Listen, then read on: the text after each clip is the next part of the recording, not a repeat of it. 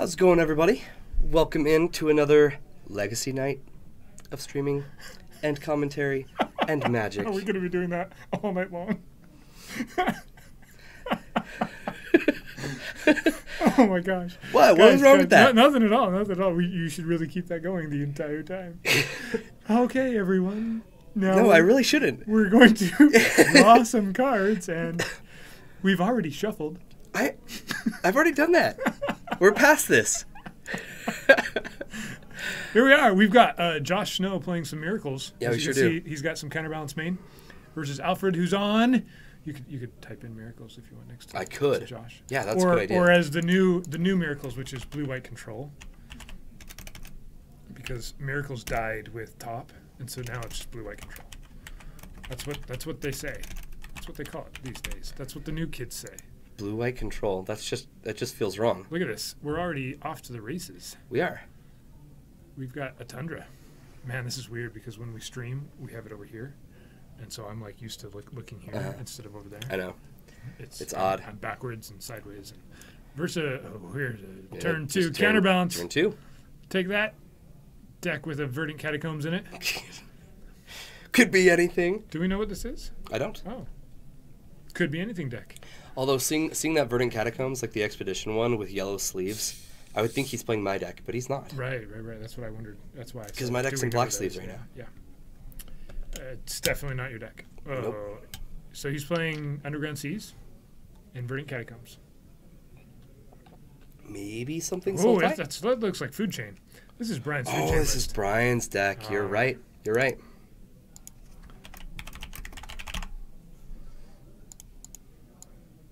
There we go. Now we know what's happening. Yes.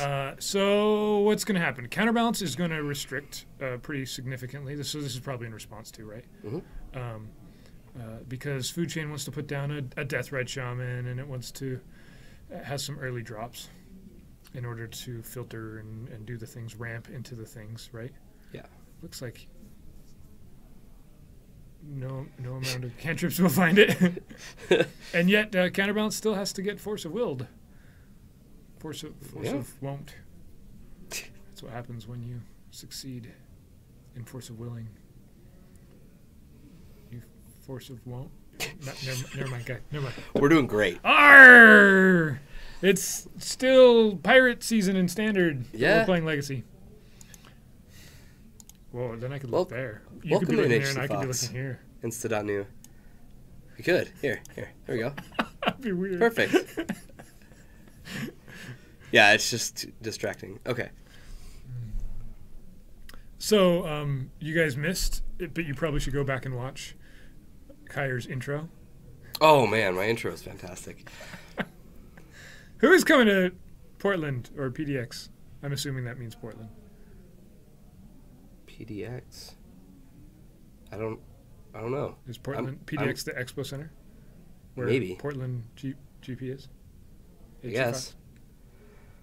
AC Fox, if you are referring to Portland, the people who are going from this store is me, Patrick, and Alton. And Drew just said he's heading up.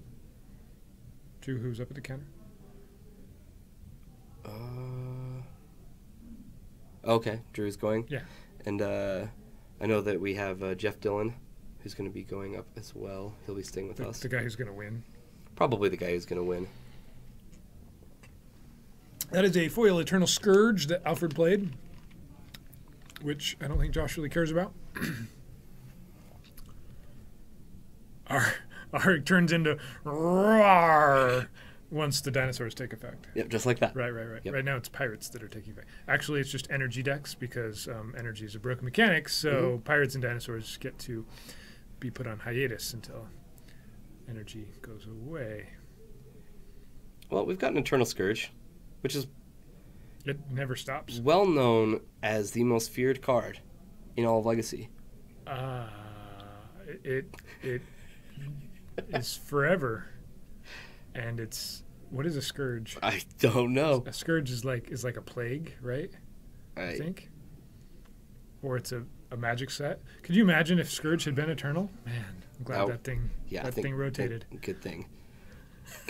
Force of Will number 2. Pitching a Leo. Losing a Leovold is sad. He does not want counterbalance to be there.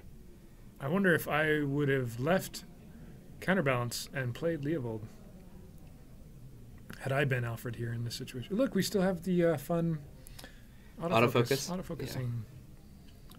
How is our camera work tonight, guys? Is it other than the autofocusing? Do we have the little nice few second pause? Nope, not yet. Everything seems to be good. That's excellentness. Let's keep it that way. Yeah, let's do. I'm crossing all of my fingers. Every single one of them. Oh, wait. Attack for 3. Yeah, this is a card that Josh is going to have trouble keeping off the board. But then again, you find something like a Monastery Mentor, and now all of a sudden you can just trump it always. His mentors are... I got nothing. I'm trying. Monasterily minted? Yeah. Ooh. They're minted mentors. Oh, man. Ooh, let's organize that 5 mana. What can we do with it? We can cast a Food chain. Food chain. Brian needs an answer. Ah, our new monk token. Oh, he found an answer. Look at that monk token. He's got magic cards floating around him. He does. Oh. Which is fantastic, because one of the magic cards is a Ponder, which does make monks in this case. Look, and a Force. Force of Will. That's going to make a second Says monk. Force of Won't. It's happened 3 times now this game. Guys, this is interactive legacy magic right here. Yes. I get to counter your stuff for no cost. Yeah, we've seen 3 Force of Wills so far this game. No big deal. Predict comes down instead of Jace, which is in hand. Josh successfully predicts an island. And he says, I will attack your 3/3 with my 3/3. What you gonna do? Not block. He could have blocked. I don't think Josh had anything. Yeah, the Scourge would have gone to the graveyard though, and it's probably better. And three monks is probably good enough for him.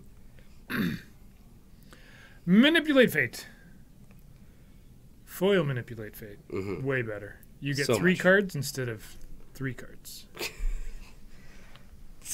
This is a 3-decay main deck, right? Food Chain? Yes, I believe so. Sorry, that was a delayed response, HC Fox. I apologize. Jorgensen, good to see you this evening. Welcome in. Good to see you. Good to read your... What do we say? It is nice to see your words on our screen. It's nice to not see you. I don't know. Something. I was gonna say that, but I was like, I need to make it sound somewhat nicer, right?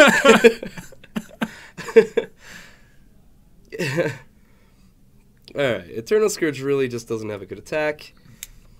Another land from Alfred. Alfred successfully kept off some. What has he kept off? Counterbalances, which he probably could have left.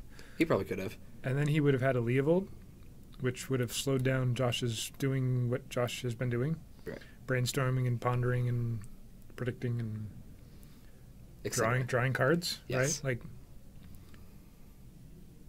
Mist Griffin. And there's not a lot of cards that counter Mist Griffin off of counterbalance, right? There's Jace, and he actually does have one that he's been able to... In fact, the Food Chain deck actually has a lot of 3s and 4s. In comparison to most Legacy decks, it's... Josh is back on the main deck. Gideon, main deck... Jace, the other one, playing here. I feel like he's got about 85 cards that he plays with, and he just takes 5 or 10 of them out every Tuesday night. And none of those cards can be Forces, Brainstorms, or Ponders. Or Predicts. No, maybe they can. Maybe it's less than 85. Maybe it's 79 cards, and I don't know. That's what I was going to say, 79. Yeah. It's like 4 cards that rotate in and out of this deck. All right, we get an emblem. And there was a Scourge on the board, and it demanded all of our attention, right? We had to decide how eternal it was. So far, it hasn't died. It's still there. Yep. I mean, if we were giving that a life expectancy, it could be eternal. When somebody says the word eternal to me, the first card that comes to mind is this Scourge. Okay. This one. Wait, no, I died. Crap.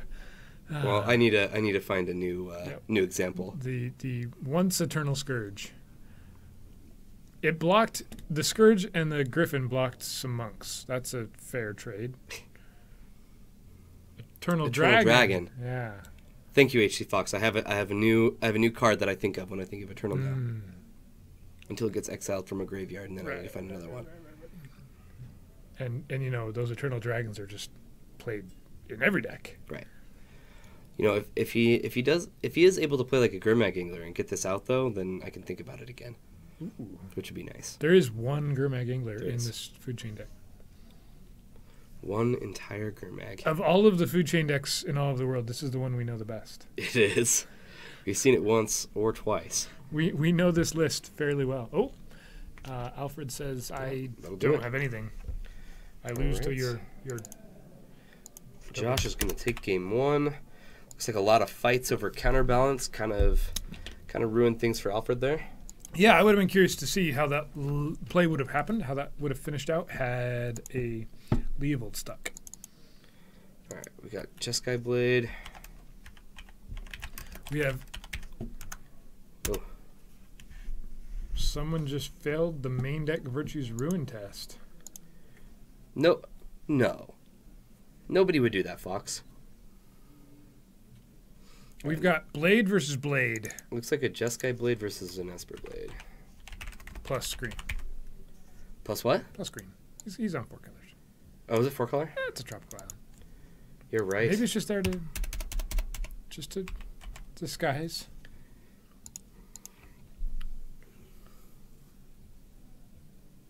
I feel so special now. Uh-oh. I'm clicking on this. It might not be a good idea. That's right, the little face. Yeah. Oh, because Virtue's Ruin would have worked right there. Yeah. Why aren't we main decking Virtue's Ruin? I don't know.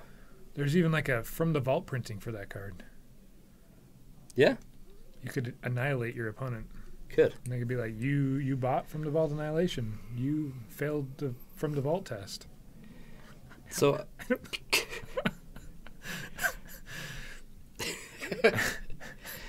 I'm so excited to see this Batterskull come down because if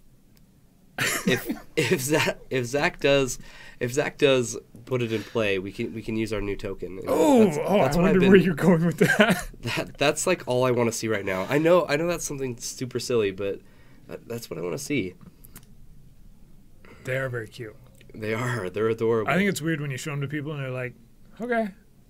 Like, dude, get excited. Start getting excited. This is the most amazing thing you've ever seen in your life. Do you know how many cute things? Look at these. Look at this thing. Wait.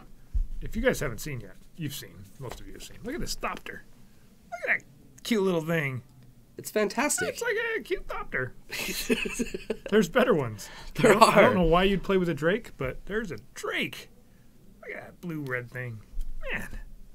They keep getting better. That's a Voice of Resurgence Elemental. That's an element. I'm not even paying attention to the game now. Elemental.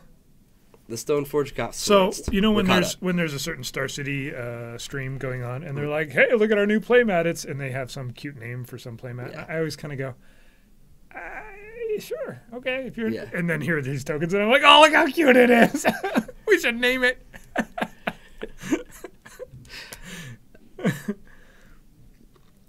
What is it because you actually like these ones and you don't like the others, or is it because you're here? Because these are tokens and I'd actually play with them, but the playmats are like whatever. Yeah, I think that's a bear. Oh my gosh, look at that bear.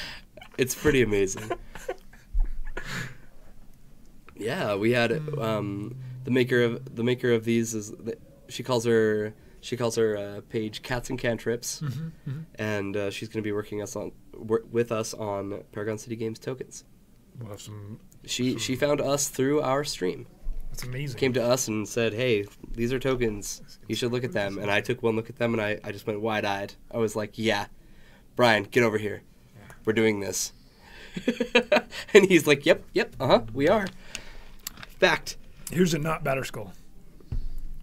That's what this is. So lame. Okay. We're going to take a peek. No, they're in the shuffle phase. Come on, Bryce. Sorry. It's a Snapcaster Mage, and he is saying, I want to snap cast a... Mage. A... Go on. I don't know. Oh. Force of Force. Force of Will, that Snapcaster. He doesn't even get a chance. He didn't get to Nope. snap. No snapping. Do you think Snapcaster may just snap a lot? You ever thought I've about never that? met one. We don't get to because it just got Force of Will. Right. All right, guys. We got to see a little bit of this match. Let's head back into our... It's just that kind of day. Yeah, you started it off this way. It's I'm not my fault. sorry. It's not my fault. Kyrie starts it off. Welcome in, everyone, to Tuesday Legacy, and it set the tone. Latter Tuesday day Legacy, games, where we stream and commentate. You know, I HC Fox, not as close as you are hoping. I don't think that was of the when there was the dartboard with names. I don't think Latter Day Names was even on there. No, it was definitely probably not. off in the corner, and so if somebody would tripped and threw the dart that way, that could have happened. I actually think that would turn more that name would turn more people away from our store than bring people in. Yeah, it would actually be pretty bad.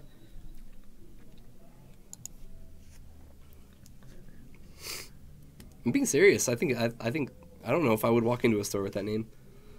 Maybe just to see what's going on. What is this blasphemy? No, I don't think I would. I'd be too uncomfortable. I'm serious. Ponder. Right. We can't talk about Ponder. There's no jokes. Nothing can be said. Nope. Sorry, guys. Card's just flat out good. I've worn out my welcome with that card. I had Brian laughing pretty hard, though.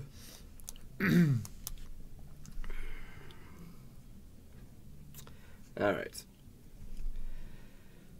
Looks like we're getting a shuffle. Rural Yad Games?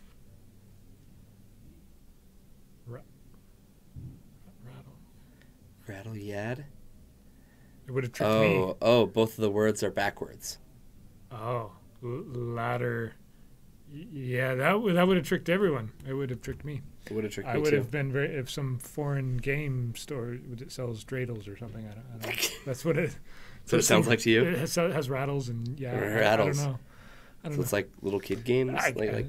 like babies Yeah. with rattles.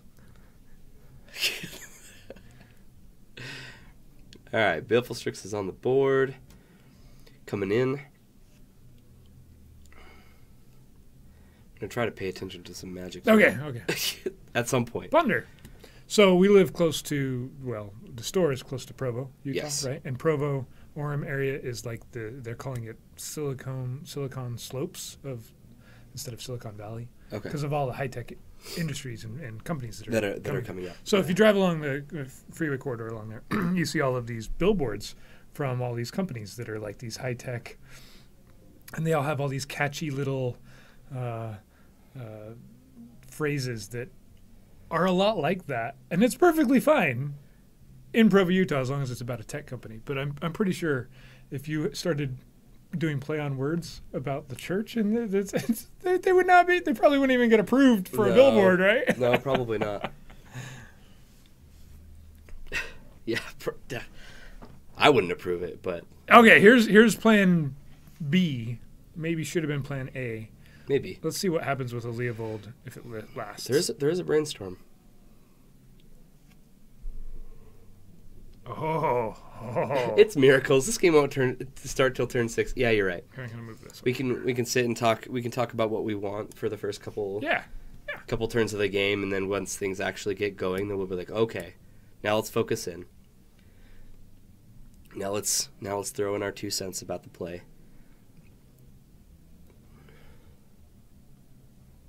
This is going to find a plains or tundra. Or tundra. It's a plains. It counts. It is part plains. It's got some snow on that plains. Yep. Tundra was the very first dual land I ever bought. Really? Yeah. And how much was that tundra? $15. Wow. That was a lot back then. Yeah. I didn't have lots of $15 to spend Yeah. on Tundras. But I don't know that I can't think of what deck it went in that I bought it for. I don't know why I bought it.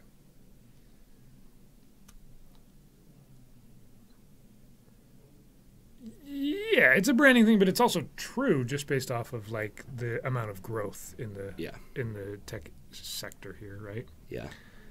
Flooded Strand is doing its best Eternal Dragon impression. Just chilling in the graveyard doing nothing. You can pay 7 to bring it back to your hand. What? Yeah, I don't know. it's a pretty good impression. Yeah. It had me fooled.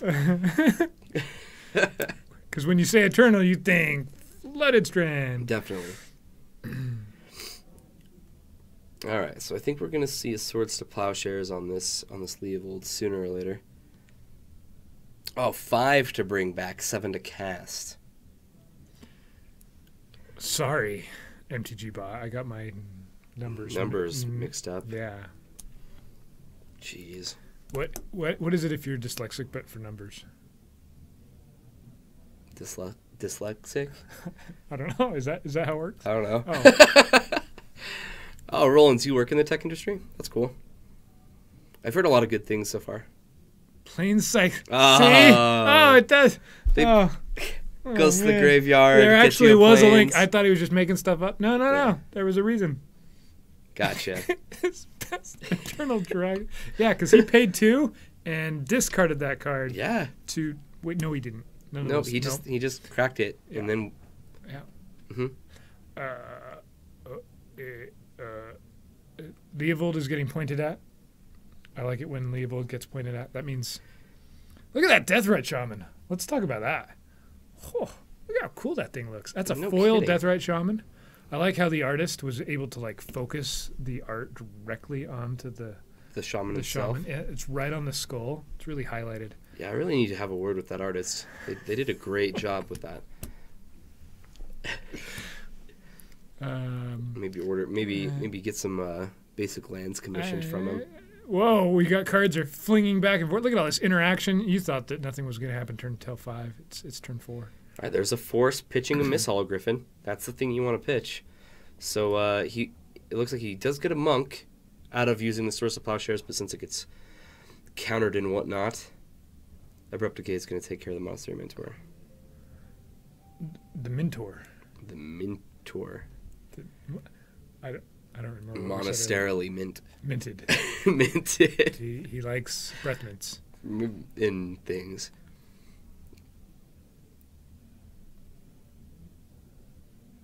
Please alter that Deathrite Shaman. Replace the skull with a lantern with the darkness closing in. The darkness is already closing in. You want a lantern on there instead? I don't know. It's pretty cool. Instead of the skull. It's you should see this altar actually. It's one of my favorites. It's really simple. It's not a complicated altar. Some of the ones I've done where there's all this stuff happening around the edges and stuff. It works, but this one I really like the simplicity of it. Yeah, I do too. All right, 4 damage crashing in. Now, okay, Caracas is going to target Leovold.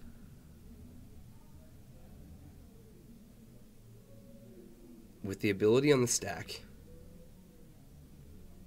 With Leovold's ability on the stack. Okay. We're going to Snapcaster Mage.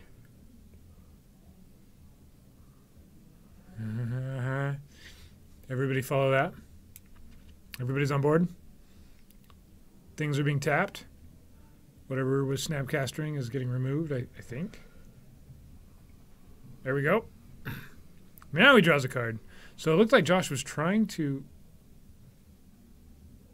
I don't know what Josh was trying to do. So with this still on the... With the Caracas still on the stack, he's choosing to Abrupt Decay the Vendilion Click. We'll go back to the hand. Yeah, I'm not sure what... Okay, so Josh activates Caracas, right? Yeah. And with that on the stack, he says, first I'm going to Snapcaster my Swords to Plowshares. Alfred, Yes. Deathrat Shaman's that away. I'm not sure what Josh was going to target with the swords. Maybe the Leovold, but that would have given him 2 activations. I'm actually very surprised that Alfred chose to play the Leovold here. I would have played the Missile Griffin, but okay. Yeah, this makes sense. Yeah, Food Chain comes down. Food Chain says, "Do you have an answer? Because otherwise, I think I win." Oh no, he doesn't. He doesn't want to win here. Interesting. He wants to win later. He could have played Griffin right then. Yeah. But if he doesn't have the payoff card, then I probably would have, but if he has a Ballista in hand, he wins. If he's got a way to find Ballista, he wins. right. So Josh has a Disenchant, a Monastery Mentor, a Jace. I'm not entirely sure what the other card is. Is it a Flusterstorm? Yeah, so you probably just run Disenchant here, right? Definitely. Yep, Caracas is going to target Leovold. Draw a card. It's back to the hand. It looks like another Miss Hollow Griffin has been found.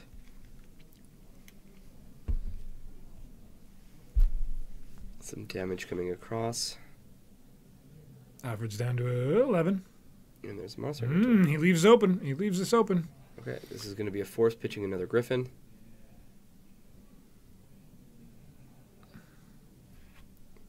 No Disenchant. Attack for 1, sack the Strix, or he probably plays Leovold, right? Plays Leovold and then sacks Leovold. Okay, sure.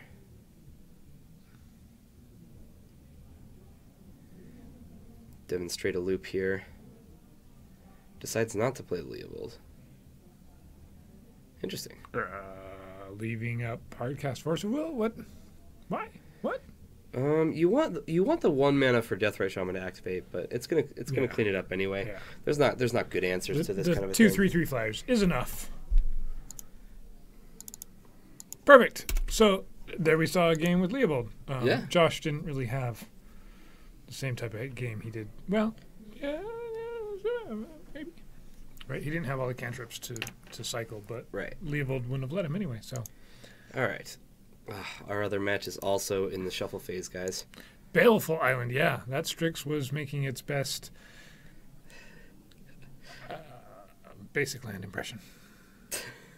I got By attacking for 1? no. It like instead of going to the graveyard, became a land. Oh, gotcha. All right, snakes, hippo, free hugs. I haven't seen this one. It's pretty fantastic. Oh, here. Oh, whoa, bigger. Boop. Free hugs. There. Hippo. Have you guys been just showing these off during? We did a little yesterday, but then again, those guys aren't our legacy guys. 3/3 so. dinosaur. Rawr. Just out of focus. Go Fairy Rogue. Fairy Rogue. I like that one. I like the plant. Oh, I love the plant. 01 plant token.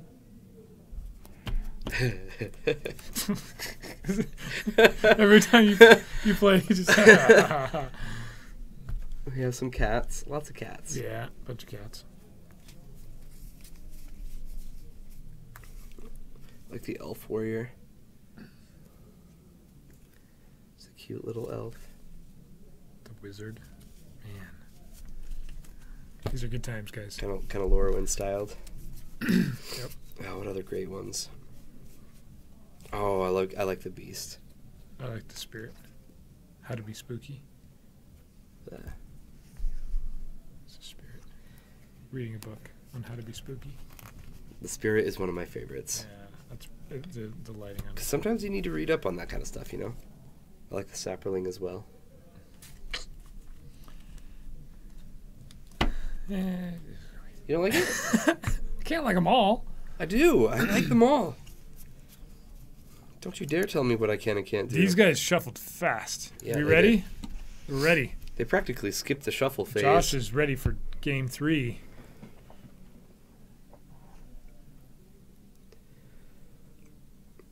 All right, Tundra. This is one of those no fear of wasteland matchups for both sides. It's doing its best post Eternal Dragon impression.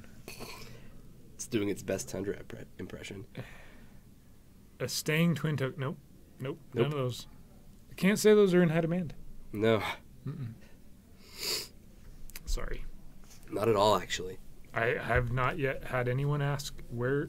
Well, I mean, now we have, I guess. I mean, guess how many staying twin tokens I wanted in my lifetime? Fewer than me. I used to play with the card once upon a time. Definitely fewer than you. Yeah.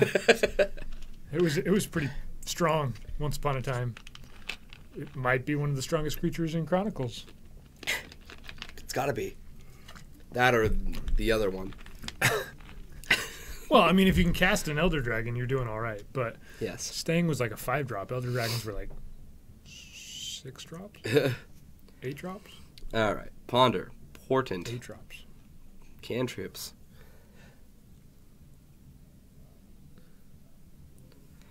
Little Runky, you like the tokens? That's awesome. Well, lucky for you, when our website goes live, we're probably going to have... Lucky for you, we can look at them. Well, lucky for you, we can just sit here and look at them. Lucky for you, we do sell them. Yep. We sell them for $1 a piece, and then once you buy them in higher quantities, they get cheaper and cheaper and cheaper. That's better than the inverse of that. Yeah. If you bought lots of them and they got more expensive. Right. Smart So we've got practice. Yeah, exactly. So we do 7 of them for $5, and then 15 of them for 10, and then Brian we don't actually have other prices on it, but Brian has stated that the more you buy, the cheaper we'll make them for you. If you want 150 tokens, there's a number. And it will be progressively cheaper. Cat pirate tokens? Cat pirates. That would be fantastic, FC Reaper. I'll probably talk to Leah about that, because pirates are one of the... Oh, it's Leah. Little Runky's Leah. I knew that. Yeah, Leah, I love your tokens. We were showing them off just now. I keep showing them off. I hadn't seen the bear. I hadn't seen that before. The bear is one of my favorites. With the little bits of honey. The sneaky walled with plains art. Yeah, they are adorable. The sneaky, well, Josh, potentially. Yeah, Leah, the most common one I've heard is pirate. That's the one that most people have looked at, the tokens that we have, and they've been like, we need a pirate. I need a pirate? Mm-hmm. A cat pirate. But that's kind of how people are in the Magic community, aren't they? Right. They look at all the tokens, and they're like, these are great! Yeah. But what about this one? Why isn't there this? You know? Yeah.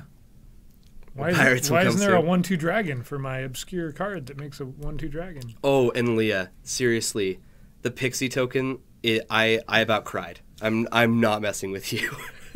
I love it. I can't wait to see those come in. So, turn 3. The game's just starting, according to HC Fox or somebody. Oh, there's a German. See, we need to freshen up on our obscure random things that HC Fox says, because he says things and I don't get it. I like to acknowledge that he says things. There's a German printing of a plains that says forest. There's a German printing of a swamp that says dredge skeletons. Cheaty forests are cheaty. Good to know. Turn 3, food chain.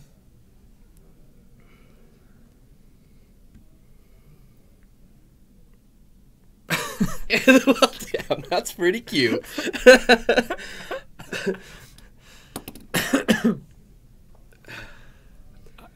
We had people walk in, like the first day we picked up these tokens, and people are like already picking up stacks of them, and we're just going, excellent. Yes, you know? we need more now. Yeah. See, we're really excited. The German cards, to me, they just say German things. So they do say German things. I don't ever get the joke, because it's just more German. More German words. I just assume it's a translation or a mistranslation. And it's a German word followed by another German word. Usually, unless it's just one German word. A long German word followed by a shorter German word. It's never really crossed my mind that there's a joke there. Yeah, me neither. I guess if you spoke German, you would care. know.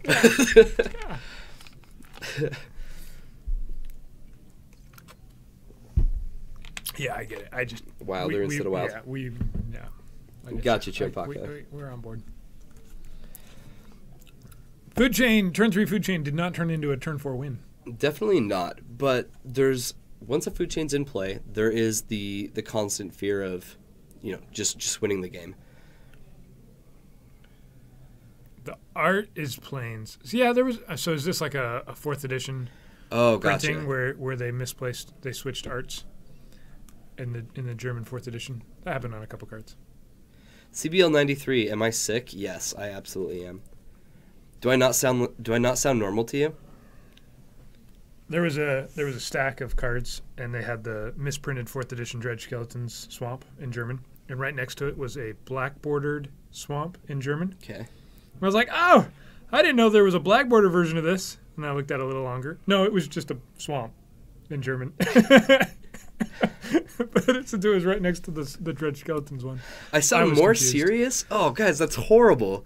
That's exactly opposite of what I want to hear. We need to step up our unseriousness. That's what we need to do. Apparently, the slight nasaliness of my voice right now makes me sound more serious. That's bad. It's bad. Let's fix that. It's so bad.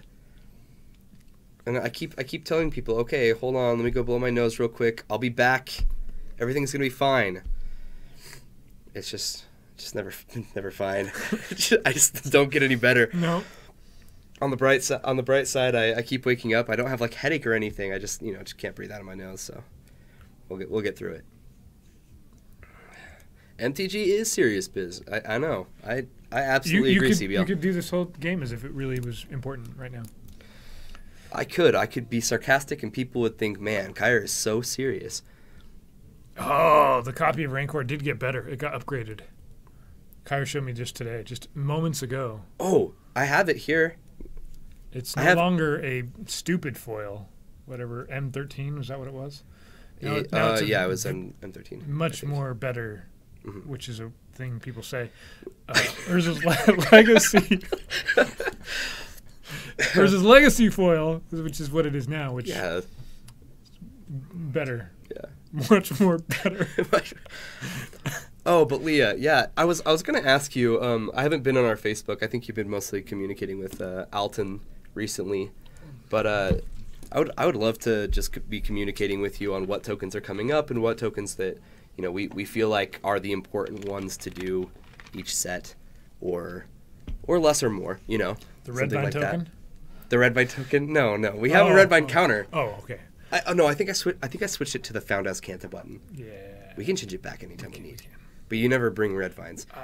Somebody ate them all. Who was it that was in chat the other day and freaked out? Right. They came into our chat and they were like, "Where's the red vines?" I'm only here for the red vine counter. It's like, dude, it's been 2 months. Dude. Come on now. So it's okay that you're sick because it's not like you're traveling anytime soon, so you'll be fine. No, I'm not even driving to Portland tomorrow for a GP. Mm-mm. Hold up, we have a Facebook? Yeah. Cody, you know this. Cody, come on now. Basically, not sure that's HE Fox. That's not, maybe. Counterbalance, guys. Look, magic. A library was down 14 turns ago, along with the food chain. Mm-hmm. And Counterbalance is making a balancing act. It's countering the... There's water, there's fire, we get it. They're playing on a counter that's imbalanced, and they just need to stick some cards in it to balance it out. This is relevant to the match. They're going to balance the counter. Oh, Champaka, that's awesome that you're able to make it in live. This is relevant to the match. Have you figured that out by now? Most of the things I say are not relevant to the match whatsoever. We do our best. Just wait for Force of Will. Just wait for it. I don't understand. Just wait. We don't really need to wait. Both of these decks play 4. Yeah. Wait. Should we not say anything until there's a Force of Will? We can do that.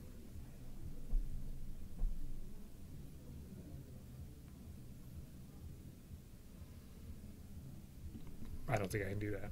That's a long time.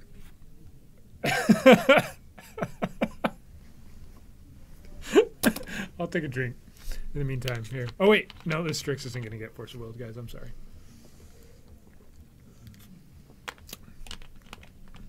He's got a creature finally to do something with this food chain with. He has not infinite mana right now. Oh, Jorgensen, don't even bring that up. Oh, shoot. I was supposed to be quiet, guys. I'm so sorry. Maybe he's just wait for Force of Will. TCG? No, that TCG is a joke.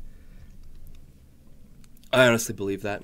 I'm sorry for anybody in chat who just loved that game, but it's just who loved that game as if it's gone and dead already. I said loves. Oh, sorry. It's the okay. It's the voice. We're in something now. Wait. That's a Force of Will. You can say something now. You don't know why you're watching this. You have no idea what's going on. Yoda Muppet, welcome to the Legacy format. So the best way to play Magic. Alfred over here has an active food chain. He finally has exiled a Mistala Griffin by casting Force of Will and pitching Mistala Griffin. So at the moment, he could, if he wanted to, make infinite mana.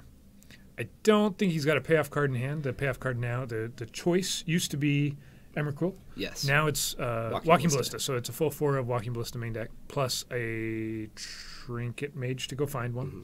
Just a 1 of Trinket Mage. Josh, on the other hand, is playing Control. The second best way? Hey, how do we ban people from this? Oh, I can't ban Cody. He just said Commander is best. Well, I think he was implying Commander is better than Legacy. I don't. Let's give him another chance. Okay. What's the best format, FC Reaper? Very I'm direct. giving you another chance to redeem yourself.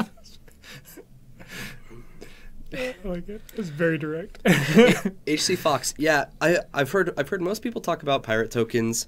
I know that I've heard several people also mention Chandra emblem. So, as far as standard goes, but as far as legacy goes, legacy. See, he knows. There's 2 question marks. So if it was just 1 question mark, maybe it would have been okay. But the 2 question marks make me think that he's not being completely serious. Unbelievable. And you're not feeling well, so we're more serious today. Oh, crap. Swords to Plowshares. Let's exile that Baleful Strix. I told you that thing was getting toasted. Commander is best in the kitchen. Oh, at the kitchen table. Right. I think that's what you're saying. I think that's factual. The kitchen table. That's why the next thing said table. Commander is a fun format, but it's not legacy. All right, so Alfred no longer has infinite mana at the moment. He needs a creature out in order to sacrifice it to make some manas. I mean, he could just cast Mistala Griffin and still go infinite. Mm-hmm.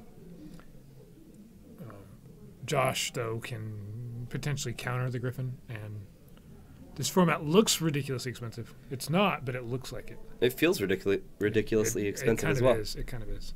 Mm-hmm. Especially when like this entire food chain deck is foiled out. Those foiled food chains cost more than those foiled food chains are about on par with prices of duels. Okay, here's the thing that's happening, guys. This is happening right here. Yes.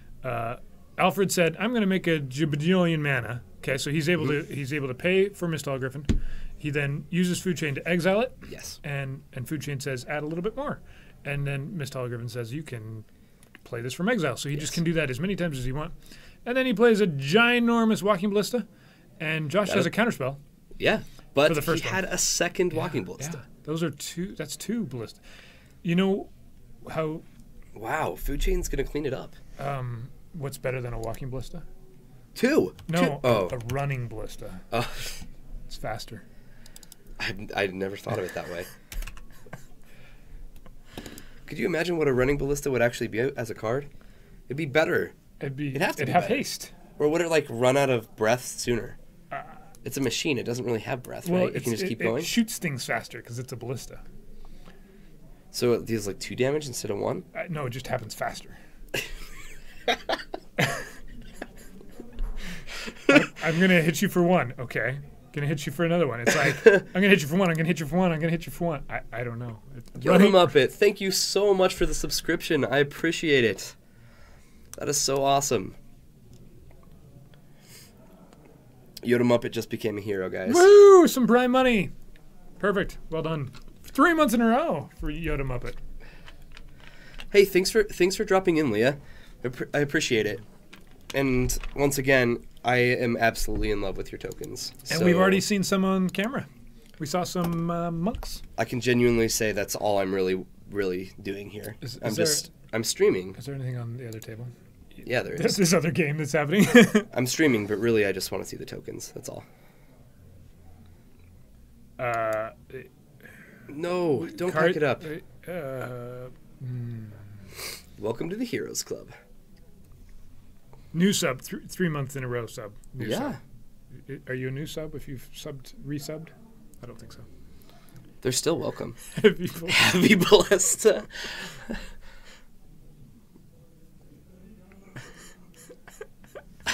Flavor. Fox. So we need a running ballista. The ballista never tires. So does it get faster or slower when it's a flying ballista? We're walking jumping and running. No jumping. No jump. No skipping. They're heavy. You can't just jump. So ballistas can't just go skipping. Or they run. I don't think so. No skipping. No rolling. Rolling makes sense. We could have In a fact, rolling ballista. Most ballista probably do roll. The confusing thing is this one walks. 4-color blade is sick. CBL, what do you mean by sick? Like awesome or like? It's more serious. That's what he means. I can't tell. He's been following the dialogue. Oh yeah. Because you're not. Yeah. See, you're sick. More serious. The deck is serious. Gotcha. Strutting ballista. That's what just happened when you play 2 of them. Like awesome. Yeah, CBL. I absolutely love the Deathblade decks. In fact, I don't mind what variant it is. I feel like they're all very powerful and they all have a lot of play to them. I've played a couple of them. They're a lot of fun. 4-color blade, yes, Cody. It's a deck that primarily, like, kind of the base of the deck is a Stoneforge deck, right? With they'll usually have Batterskull, Umezawa's Jitte, and then a question mark on Sword of Fire and Ice. And then you use cards like True Name Nemesis to just abuse the living crap out of the equipment. All right, guys. Normally we show you what's the missing color. It does not play red. Yeah, 4-color doesn't usually play red. But there is Jeskai Blade.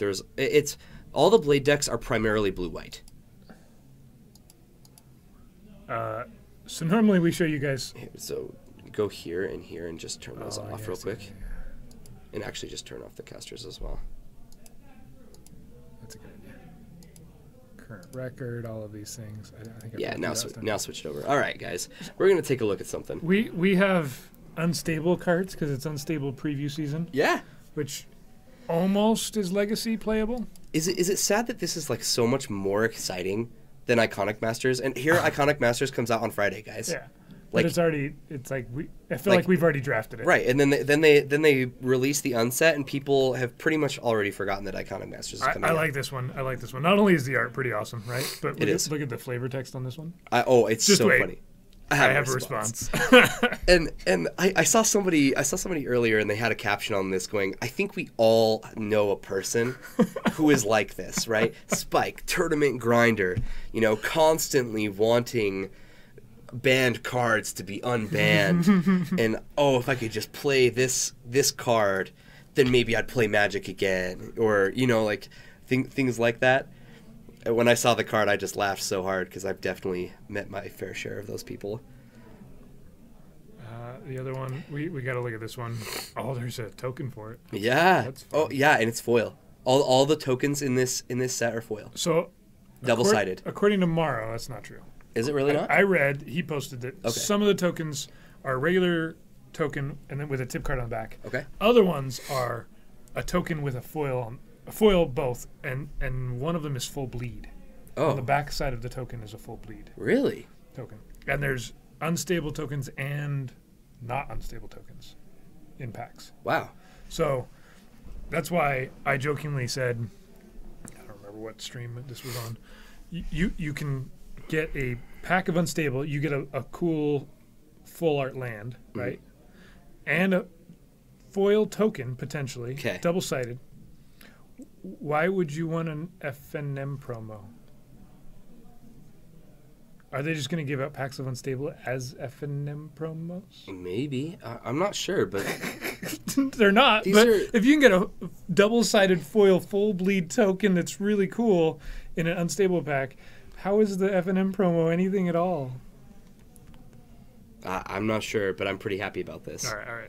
Let me show you guys this real quick. This Oh, thing yeah, I'm talking you about. want- Here's the Storm Crow token. We already have people sitting down? Yes, let's watch more Magic, guys. What are you doing? Is this Paul? This is Paul. Paul versus Dominique.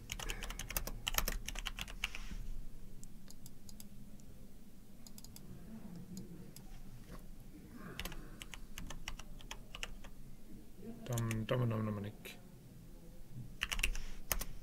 Do you know what Dominique is playing? I do not. This is round 2. Fight. It is.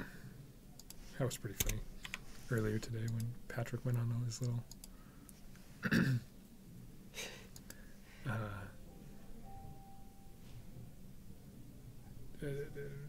When I said round 3, fight, and he started playing theme music.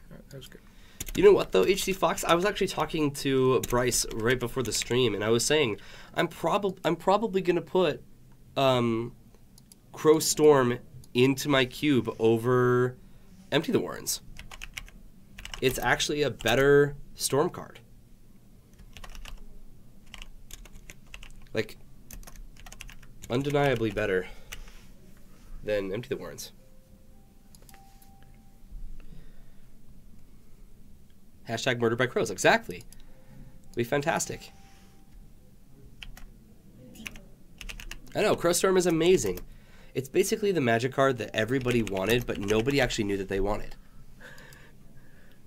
All right.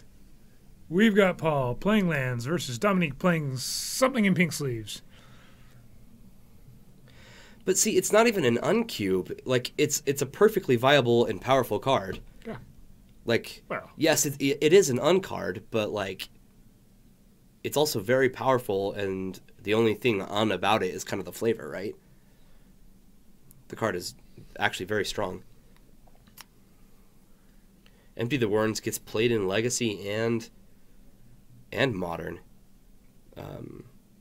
And Crow Storm is literally just better. It's 1 mana less, and the creatures have 1 more toughness, and they have flying. I like this one. I'll have to take a look at it. That looks sweet. We've got an island, a basic island from Dominique, who's definitely playing... Preordained Scream Show and Tell to me, or like something along the lines of that. Paul's on board. He's turn 1ing Maze of Ithing. Yeah. Yeah, but that's the thing, is Cube doesn't follow that, Champaka. Is there any Canadian Threshold tonight? I don't believe so. I don't think so. I don't think we do tonight.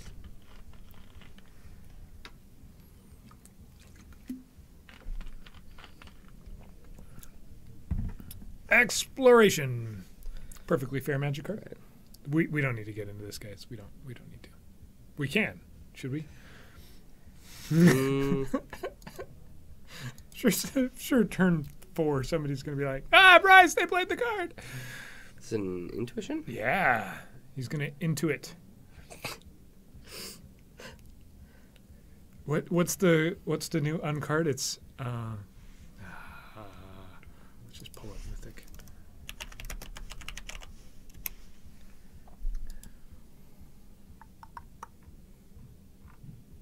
Insight.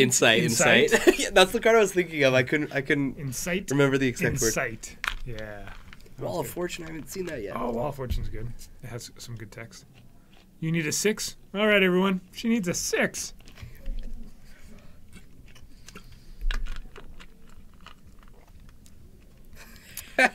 Ancient Tomb is getting tombed. Oh, look. Intuition found a show and tell, guys. Excellent. So, Maze of Ith is going to be really, really hard for Dominic to get past, but the bright side, they can put many big creatures into play. Yeah, by weeding out a bunch of the show and tells from your deck, though, what happens, right, is if you show and tells a Grizzlebrand, it doesn't get to attack, but Dominic gets to draw a bunch of cards. Yes. So he finds an Emrakul, but then how do you get the Emrakul into play? Like, you got to go find a sneak attack. Sneak attack is very, very much the way to do this. All right, we've got a show and tell. This is going to be an Omniscience. Bojuka Bog comes down from Paul, clearing out the graveyard. We had some burn on Friday night, right? I'm not sure if we had we any did. burn. It killed. Right. It burned? It burned things. It toasted. Burnt to toast. Yeah. Cunning Wish goes and finds. It torched the room. So he showed and tell Omniscience. Okay, that's a little different. Yes. So now he gets to Intuition. Yep. Find a Emrakul. This is awesome, guys. This is a wish board version of the Omniscience deck. It's very it's cunning. That's what it is. No, that's not what it is. Oh no. Yeah, this could easily be a Release the Ants win. Yeah, but Annihilation works. Yep. Release the Ants. He has the pre-release Emrakuls though. Mm-hmm. I think that's. I mean, there's some cool Emrakuls out there. I think that's maybe not the coolest one. Chempaka, this is the first time you've seen Dominique. He's definitely been here before, but yeah, he tends to float right off camera. I played him on Friday. Show and tell. Yeah. Omnitel.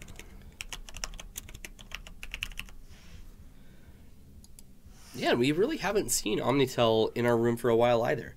I know that Eric plays it, but I think he's on just a show and tell list. You think so? You think it's just show and tell? Here's Delver Secrets. Attacking, this is our backup match. Attacking Alfred on Food Chain. You want to meet the person who just sat down and said, let's just put a bunch of lands together and call it a deck? Flash Flare, I'm now curious. What would you say to that person? Oh, man. Just a second. I haven't seen this. I laughed so hard reading this one. We'll pull this up in a minute, guys. Yeah, we will. Because these spoilers are fantastic. No, we just pull it up now. Let's just show you guys now. What is this? 7 for a 6/6 insect wrestler. Just a second. Type. As long as this spell is on the stack, players can't move cards on the battlefield. You can't move them. Slaying Mantis enters the battlefield by being thrown from a distance of at least 3 feet. When Slaying Mantis enters the battlefield, it fights each creature an opponent controls that it touched as it entered. So it's like a Falling Star, Chaos Orb, Mantis. I was telling people I'm so terrified of this card. Like anytime they get to their 7th mana, I'm just gonna be like spreading out my permanents, you know. Except you can't because it has just a second. No, but you have to do it before. It's like a just in case thing. I'm terrified of this thing. That was actually a thing back with Chaos Orb. People played with their cards all spread out because of the fear of Chaos Orb. Yeah. It's just a second. Just a second. That's great.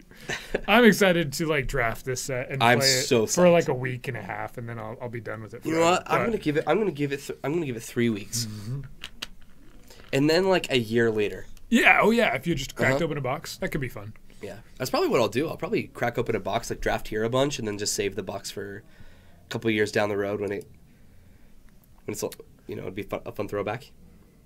Okay, Forked Bolt. Wait, Magic's being played? Hold on. Yeah. Okay. Forked Bolt's pretty good.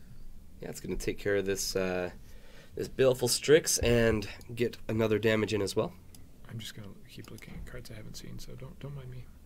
I think I've seen most of them. This is intriguing. I don't even know what to expect yet. But it's like I don't want to talk about this is all a complete. Yeah. I have to have one of each. There's no exceptions. There's I know a bunch of them. Yep. 4 times 9 is some number that's less than 40. Yeah. 36. Misdirection. Ooh, can you misdirect a Forked Bolt if it's forked? Is that how the misdirection works?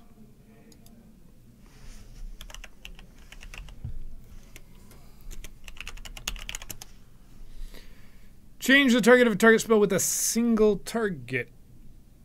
I'm not sure that it has a single target, so I don't think you can do that. I don't think you can target it at all. Nope. Oh no, he's forcing it and pitching the misdirection. Oh. They were. I was misdirected by. Yeah, what was you happening. were. Yeah, he pitched to FOW. Yeah, exactly. We just saw misdirection. We were like, "Whoa, misdirection!" It's a card that we see all the time. Once occasionally, when Food Chain's being played. Right. There's a 1-of in the main deck. And honestly, it probably doesn't even need to be there. Brian just loves misdirection. But you know what's really fun? Play it on Magic Online. Things happen. Things do happen. We've had some fun things happen by playing 1-of misdirection. Resetting the game and crossing your fingers and blowing up the whole world. Those things have happened. It is another very good card with Miss Griffin. Yeah. Oh, yeah. And it can be, there's some effective, Hymn to Turok. Hymn to Turok is the scary one. Pretty fun to do. There's other cards that you can misdirect and have a good time with in Legacy. Yeah. Misdirection with cast. No. Somewhere It didn't crash yet. It's starting the game over from scratch and playing through all of the turns really quickly. And then it's going to crash. Yep. All of those things are important. Gataxian Probe. All right, I'm pretty sure our other match is back up to... Oh, here we go. Don't blink. You're going to miss it. You're going to miss it. Turn 2. Turn 3. Turn 2. Thorn of Amethyst on a player who's stuck on one land? Oh, this is just dirty. Well, he's only played one turn. Oh, because that's exploration. You're right. Okay, so Rashadanport's going to take care of his land. We've got an island. I see a Lotus Petal. That costs 1 to play now. It does. Might as well play it. I think you play it. Get it out there. What is it? Why does a Thorn of Amethyst make everything cost more? What's the flavor there? I don't know. Got to give him props. Yeah, he pulls it off. It's true. He didn't play the Lotus Petal. Okay. He likes to live dangerously. Let's see. Dominique took this first game down, huh? Yeah. Let's give him the credit that he deserves. Ready? 1. Boom. Guys, Dominique just barely won that game. Just barely. According to our stat. We skipped the shuffle phase. We're into turn 2. Lotus Petal. 3. For 1.5. Oh, I see. Rashadanport tapped the other land.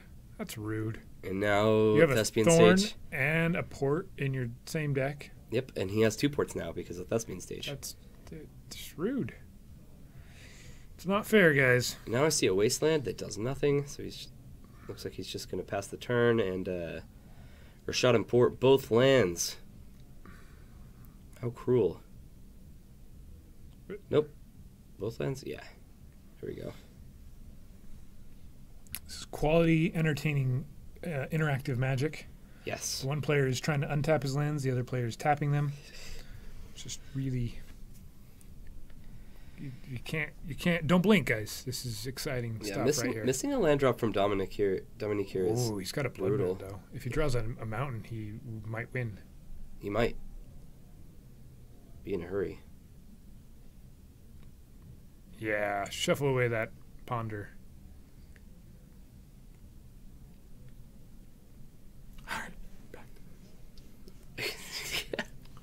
Bryce doesn't want to stream right now, guys. He just wants to look at the unset. Well, he wants to stream himself looking at the unset, which is also what I want to do. But we got to finish this match first, Bryce. Come on now. As I proceed to look at what he's looking at. I keep reading the contraption cards, and I don't understand it at all. I don't really either. I hear you like game actions.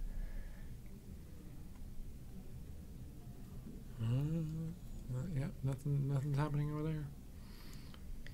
Hangman is the new most powerful and best card ever printed. It's the most powerful? Oh yeah, easily. Because it grows pretty quick? Yeah. Once you get it growing a little bit, it gives your opponent incentive to have to start activating it again as well, to guess. Mm.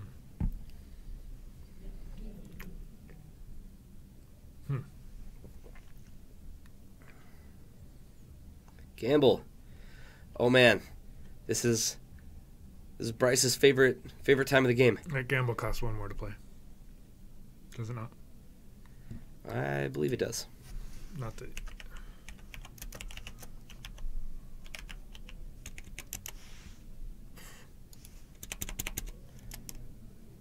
Please.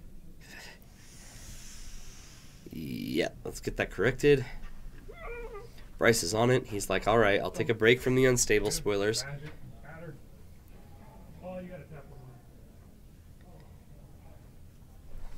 All right, it's been corrected. I hear Paul go, oh yeah. Normally I'll just go over and no, this time I just yelled Paul, from the door.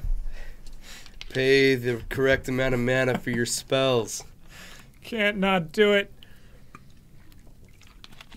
All right. Gamble finds something. It probably wasn't loam. Probably wasn't. Maybe not. He's going to discard a corrosive grip off of it. The second cleanup step in the same turn. What?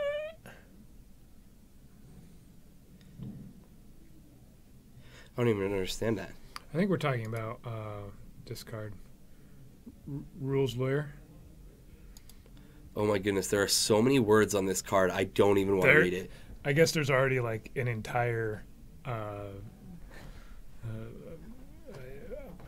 like podcast dedicated to this card, right? Like a half hour of people talking about what this actually means or doesn't mean.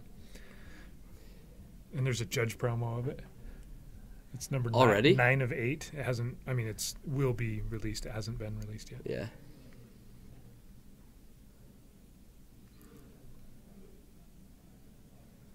I just don't even want to read it. I just see so many words. There's a lot of words, and some of them don't really make sense.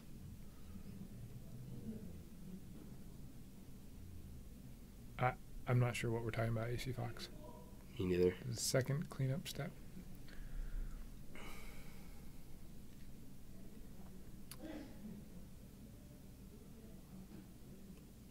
Is Dominic going to get another turn? Probably not. If he could have found he could have played Bad Moon. No, he can't play Bad Moon because of Blood Moon. Sorry, Blood Moon because of the ports that are tapping everything down. Right. Yeah. That's stopping things from happening. He was able to just now find a soul land, but I think this is it's too late. All right, he'll just pack it up. Almost got there. He almost did. All right, let's give Paul that game. If you want to. I mean, he tried to cheat, not tap a land. What a cheater. He has like 1 million lands to tap for. Yeah, it didn't matter. You horrible person. Okay, guys, have you seen this? Have you seen this card? Yeah. Have you seen this thing? Look at this thing. Can we give this a good long read? That's up to you. State-based actions don't apply to you or other permanents you control. You don't lose the game due to having 0 or less life or drawing from an empty library. Your creatures aren't destroyed due to damage or death touch, and aren't put into a graveyard due to having 0 or less toughness. Your planeswalkers aren't put into a graveyard if they have 0 loyalty. You don't put a legendary permanent into the graveyard if you control 2 with the same name. Counters aren't removed from your permanent due to the game rules. Permanents you control attached or combined illegally remain on the battlefield. For complete rules and regulations, see Rule 704. Simple. Yep. This is easy. So what I'm hearing from this is that any time something would happen, you don't do it instead. Not necessarily. Just state-based actions. Oh, just the state-based things. Yep. Okay. Counters aren't removed from your permanents due to game rules. That one's a little... when I read that, I was kind of like, it's not the way you should word that. Because that makes it sound like if you had a planeswalker and you were to remove some counters from it, paying a cost, you don't. That's not what it's saying. It's more like cost due to suspend or something like that Yeah. is where you wouldn't remove them. I think. I think. I'm not a rules lawyer. Game 3. Wasteland says, hello, Flooded Strand. Hello, best Eternal Dragon impressionist. Oh, do we have an Eternal? No, he's not playing white. Guys, it's not an Eternal Dragon. It's saying bolting Jace doesn't remove counters.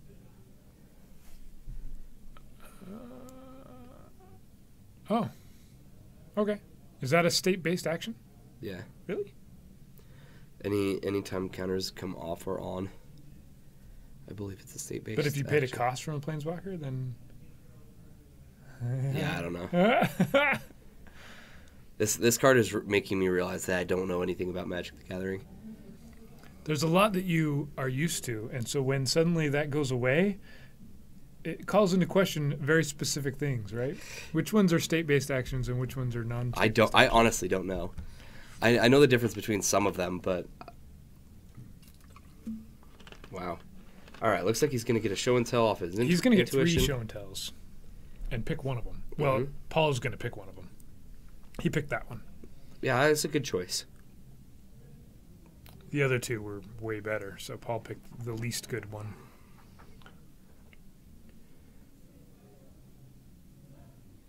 Okay. Damage doesn't do anything. So your creatures wouldn't deal down. Wait. Would your creatures take damage with this guy out? No, they would. So they wouldn't, right? They would have damage on them, but they would never die for having damage. Interesting.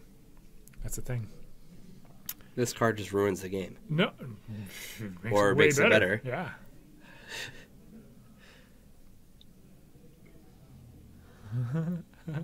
So Wasteland's going to take care of the Soul Land, but now we're just facing down basics. Does he have the Lotus Petal in hand? Maybe. Tadeb, hey, what's up? Welcome in. Does he have his own gamble? Is that what that is? Do we have gamble versus gamble decks? No, that's a sneak attack. That's a sneak attack. That's a weird looking sneak attack. It's the EMA one. Show and tell. Ooh, Paul has a card. He's ready. He's ready to go. What's Dominic I think going it's to a choose? land. What do you think? Omniscience. Sphere of Sphere. Resistance. Haha. Ooh, that's actually a thing. Sphere of That gets him pretty Resistance good. says you don't get to play all your things for free, but you get to play them all for 1. Yep. So he's sort of omniscient. He's like almost omniscient. 99 out of 100 omniscient. Is that such a thing? Can you be almost omniscient? I don't know. I don't think it works that way. How are we, Tadeb? Well, Bryce is doing fantastic. I'm still a little sick, but apparently that makes me super serious. That's what chat's been telling me. The damage just stays on him? Man. That sounds like a lot of work.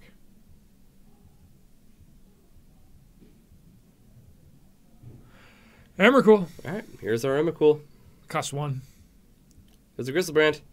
Done. Paul he doesn't even want to deal with this anymore. He's had enough. Omnitel's going to take care of lands. Lands died. How often do we see Paul lose on camera? Not often. Not often. Yeah, Jorgensen, that's what I'm saying. That's exactly how I was not saying that. But that's what I meant. Everyone is almost omniscient by some measure. Yep. But no matter how you measure, it's still almost. Right. So omniscience plus sphere of resistance. It's just us. That's what we are. There you go. Yeah. Just exactly how I would describe my knowledge.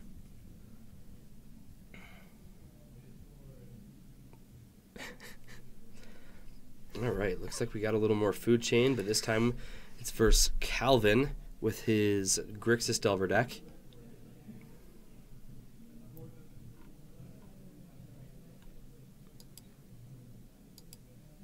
Click, click. Do it yourself, Seraph. Cyborg Angel. Cost 6, flying 4/4. When it attacks, you may search your library for an artifact card, exile it, and then shuffle your library. And Do-It-Yourself Seraph has the text box of each card exiled with Do-It-Yourself Seraph in addition to its own. That's not brokenable at all. No, that won't just go off, just go crazy. You should put that in your cube. It'd be crazy. It is 6 mana. It'd be really hard to abuse in the cube. It'd be hard to use You had a Voltaic really Key well. and a Time Vault. I mean, you just need a Grustle Brand in your deck. No, it has to be an artifact that you exile. Oh, it has to be an artifact.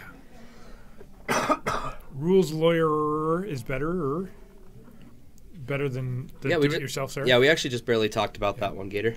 Well, HC Fox talked about it. HC Fox understands it, therefore he's the one who's telling us.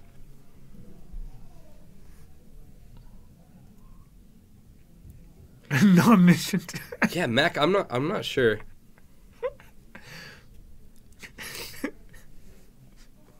Yeah. No, that's fantastic. Days? Did Days just happen? Is that what happened? I saw Wasteland come down, take care of Underground Sea, and then we've got Averted Catacombs. This is probably game 2, right? More than likely, yeah. Somebody won. This could be game 3 as well. He's got basics. He does.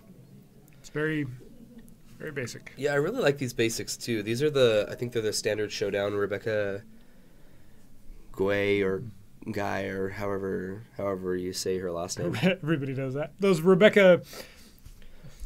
Same thing. Same thing as pithing and pithing, and I just say them all, and hopefully I've covered everybody's preference of saying it. Guay. I honestly don't know the right way to say it. Yay. I don't think that's it. Death Red Shaman versus Delver. Just what we wanted to see. Just what we wanted to watch. Calvin draws a Cabal Therapy.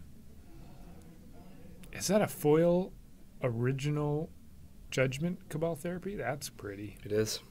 That's cooler than my Cabal Therapies. No. Yeah.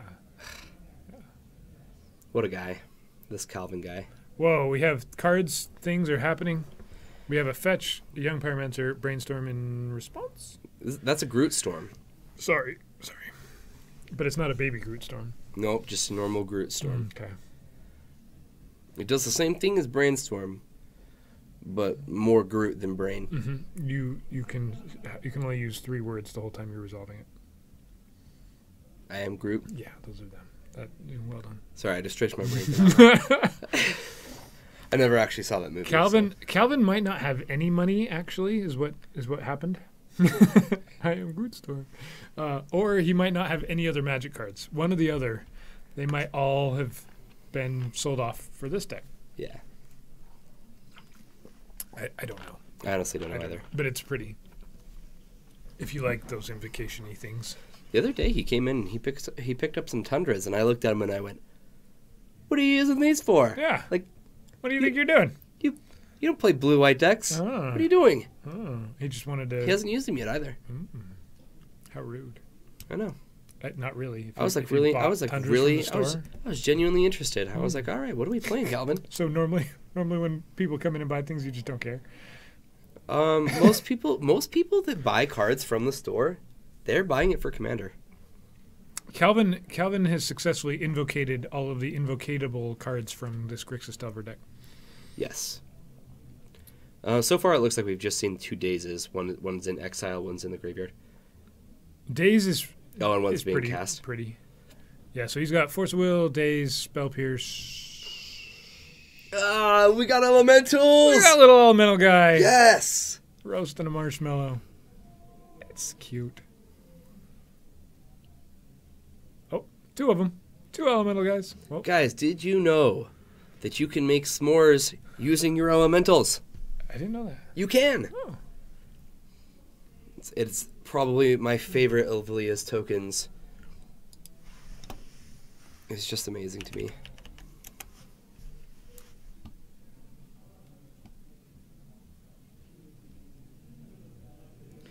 Will there be foil elementals unstable? I don't know, Tadab, but what I do know is that these are the best elemental tokens you could get anywhere. They are very cute. We Foil or don't not. know what the non-unstable tokens will be yet. We don't know. My understanding is that there's going to be non-unstable tokens like standard, constructed, other constructed formats, possibly legacy, on some of them. Mac, I'm going to take that as a compliment. Thank you. I'm actually a little sick, and people think I sound like super serious right now. We have But one complete Seth Rogen. you know what? I'll take. Seth Rogen's a pretty cool dude. That's impressive. I'll take it. I think more people would be watching if Seth Rogen was commentating. I agree. I really should do more to look like him. Maybe I could fool some people. When can you get these tokens? You will definitely when you come in at the end of the year, Jorgensen. 100% you can get them then.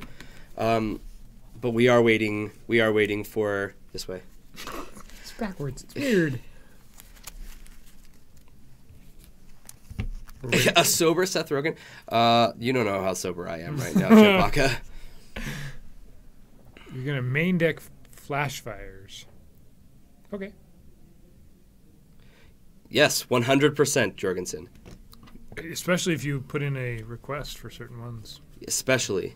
All right, Force of Will is going to clean this one up. It's going to give all the tempo that Calvin needed to deal all the damage.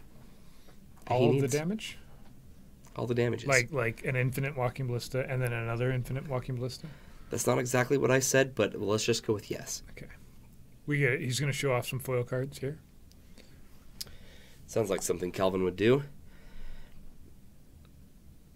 But yeah, Jorgensen, so I'm not sure if you had been in one of the streams that we've talked about these tokens, but it looks like we're going to have official Paragon City Games tokens.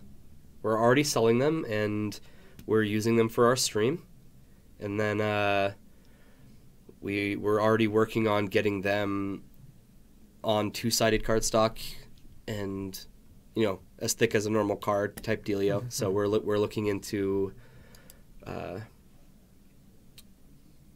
material as far as they go. And then also we're going to keep up with her name's Leah. We're going to be keeping up with her and commissioning more tokens. Which one do you want to see? What's your token of choice?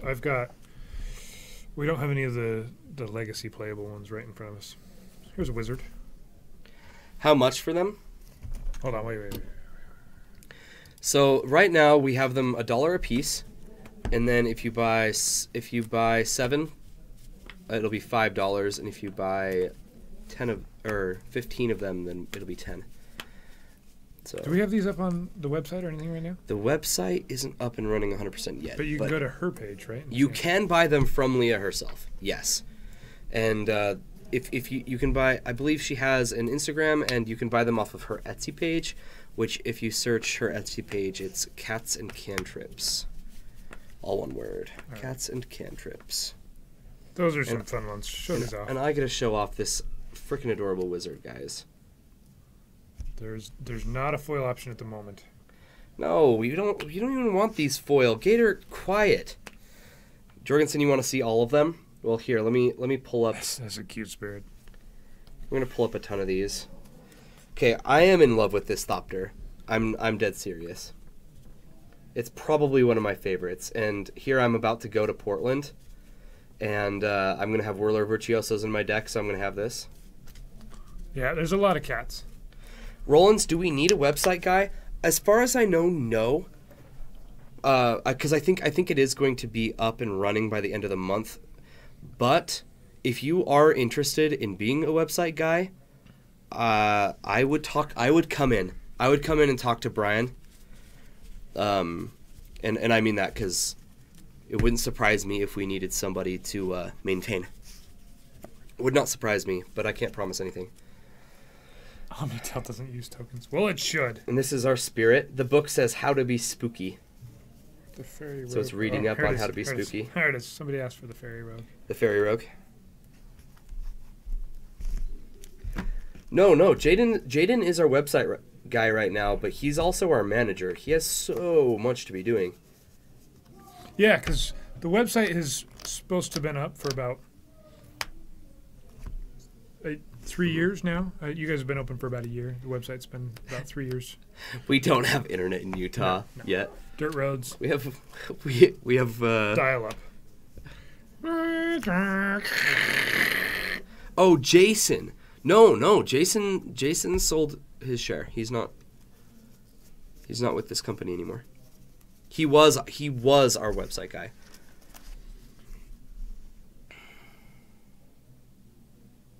Yeah. Jorgensen went and found the Etsy. Yeah.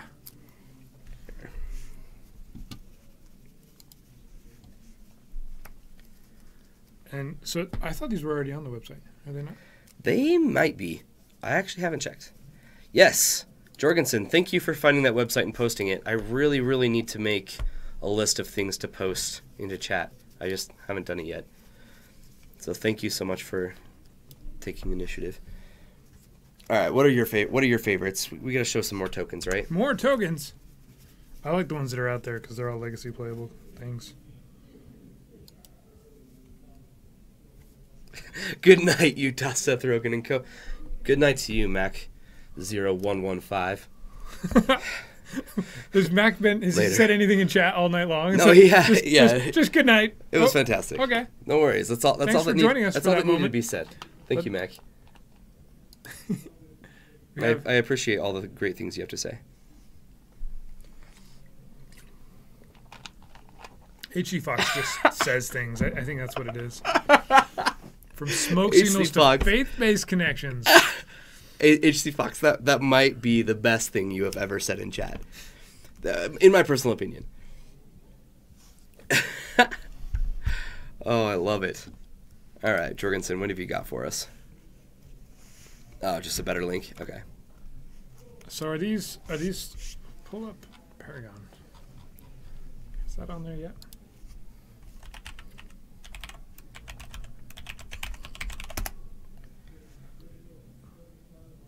Yeah, the monk token though. Seriously.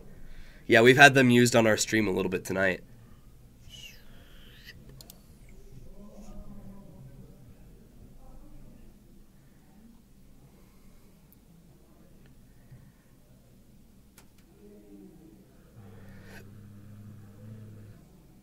Nope. No, I don't think we have tokens yet. Thought they were going to be. Not like a miscellaneous button. Magic. Local products? Oh, local products. You're probably right.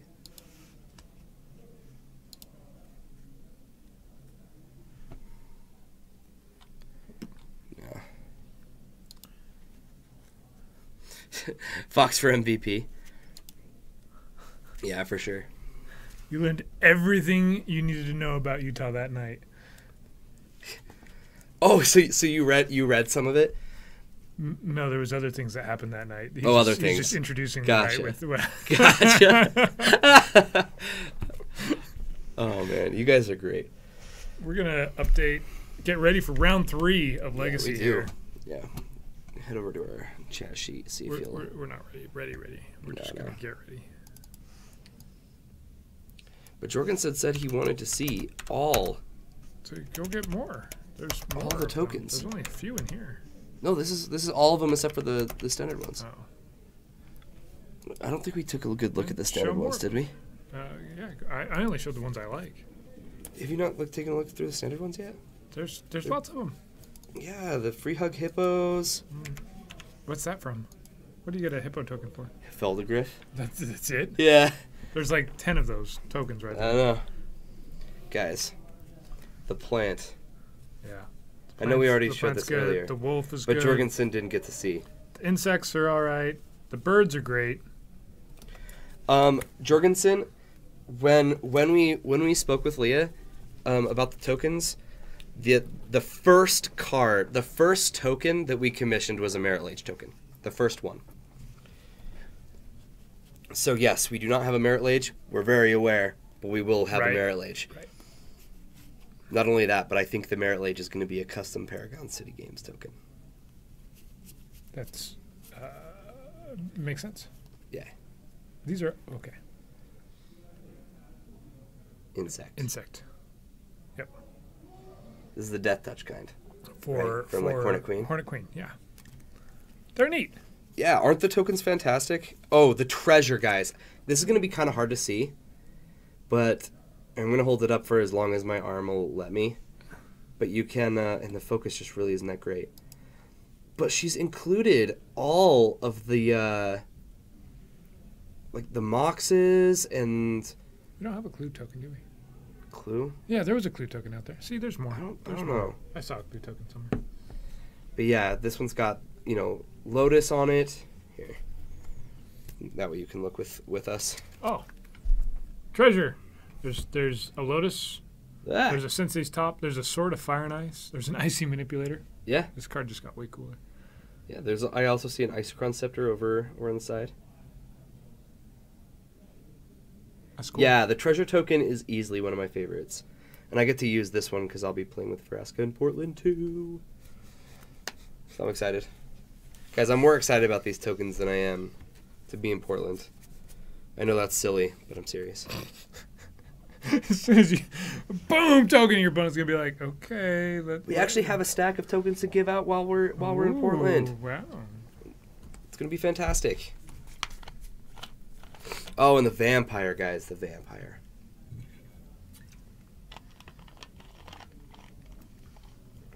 Let's see where... We're going to take all of your money on New Year's? Well, I mean... Okay. I don't know what to say to that.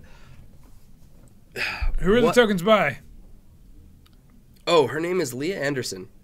She lives... She calls her little project here Cats and Cantrips. Yeah. Cats and Cantrips. Jorgensen posted a link to her Etsy page, and eventually they'll be for sale here. Yes. On the on our website. Yes. But if you really wanted some today, send us a thing, and I bet you they could be shipped out to you today. Yeah, we could. Because there's enough of them here. If you wanted 6 of one thing or 4, we're just showing the ones that we've kept for our feature match area. Yeah. There are many more. And so if there's one that you're seeing, or one that you see on her page, and you want them shipped from here, we can make that happen. Champaka, I know. The red elemental is the best thing ever. Yeah. We have them on our feature match table right now, and I saw Calvin with a couple of them, and I was just so happy. New Year's. What are you playing this weekend? Oh, Rollins. Sorry. I did not forget about your question. I will be playing 4-color energy. It's the Teamer plus black deck, and Patrick is torn between his normal kind of blue-black control, Grixis control, but he's looking at this blue-black kind of a mid-range build that is very, very focused on the Scarab God. Like, I'm pretty sure it's a 4 of Scarab God list, which is incredible. But he's also toying with the idea of a blue-black Godfarrow's Gift deck. So either a good deck or a good deck. Or a good deck. One of those. Yeah. Okay. Makes sense. Mm-hmm. Just blue-black something. Yeah. Yes, Jessie. She is from Logan. And that's cool that you have met her. She actually came to us and said, "Hey, you guys don't have tokens. You want to use my tokens?" And I took one look at them, and I'm like, "Yes, I would like to use your tokens, and we'd also like to explore other opportunities." And she was very, very happy to come and meet with us. So she's a very cool person. Captain QC, did you play the Maverick deck that we were playing on Magic Online yesterday? Captain QC, 3-1 Maverick. Awesome. That's excellent. That's not Miracles. Oh. You lost to Miracles. I see. What were we playing? What was this? Just I've already blanked. Oh, the Nyx Fit deck that you were playing? Yeah, Nyx Fit. Is that you weren't playing that? You were playing. No, I played Maverick. You were playing Maverick. In fact, I've gone 3-2 and 4-1 with Maverick so far. We went 2 winning records, and with a deck that I've never piloted before. So I really like the Maverick deck. It's a lot of fun. Yeah, so if you guys want to join Brian and I, we will be here nice and early tomorrow morning, 10 a.m. Mountain Standard Time for some more Nyx Fit. We'll play the slightly better build of this deck. Yeah. That it can do some fun things. Yeah, I took one good look at it and I went, oh, I will definitely spend some time doing this. Yeah. There's some silliness involved. You get to do some fun things. Sacking an Academy Rector to go find an enchantment that totally slaughters your opponent. It's a good time. And so many times I see Academy Rector, it's like, okay, if you're not getting Omniscience, then what are you getting, right? But this deck does have an answer to that question. It's like, well, I'm going to go get Cruel Reality and Sandworm Convergence. Nick Fit. This one isn't. This is not Nick Fit. It's Nyx Fit. Nyx with an X. Yes, it's a little different. So it still plays Veteran Explorer, which is what makes it Nyx Fit pretty much. And Gavin, yes, it is stupid. Trust me. We're not playing this deck because it's like it's not bad though. Crazy. Right. It has play. Yeah. Bryce should play alone. That would be epic. I agree. He should. Yes, Jesse. Patrick and I will be going to Portland, and also Alton. Alton will as well. So as far as workers from the company, 3 of us are going to be there. I'm not going. I'll be here. No, Bryce is being lame. I'll stream on Friday while these guys are there. Meal Solutions, welcome in. Haven't seen you in chat for a while. Right on. I just finished some more cards for Meal Solutions. Did you? Yeah. They're going out tomorrow morning. Meal Solutions, I've seen what Bryce has been working on for you. Yeah, I will say I'm a little jealous. A little. If you guys want to see. Oh, I haven't posted a new picture on it. I need to do that. I could do that right now. That'd be cool. Are you talking about the lands that you got to me today? No. Those ones are on there. Oh, okay. The 4 cards I just did for him. I think I can do it from here. Oh, yeah, Jesse. You could use the... what's it called? It's a curse. It's a new humility, 7 or 8 mana, whatever-ness card.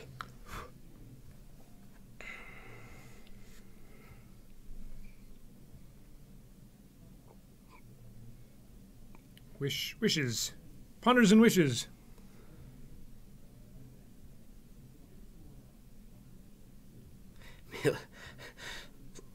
Sometimes Meal Solutions has to take some time off to solve world hunger. That makes sense. Yes, Overwhelming Splendor, thank you. 6 and 2 white for an Aura Curse. Creatures enchanted player controls lose all abilities and have base power and toughness. 1/1. Enchanted player cannot activate abilities that aren't mana abilities or loyalty abilities. So yeah, Jesse, that's hilarious.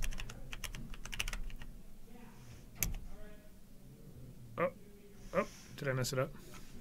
Do a little plus or minus before it, or? I probably messed it up.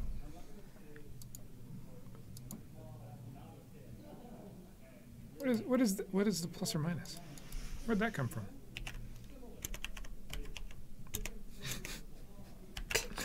I can type.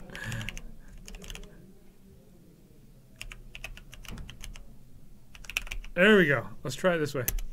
There's the link. Okay. The real link. If you guys want to see the 4 cards I just that are heading off to tomorrow, they're more of the completing the set, but they're cool.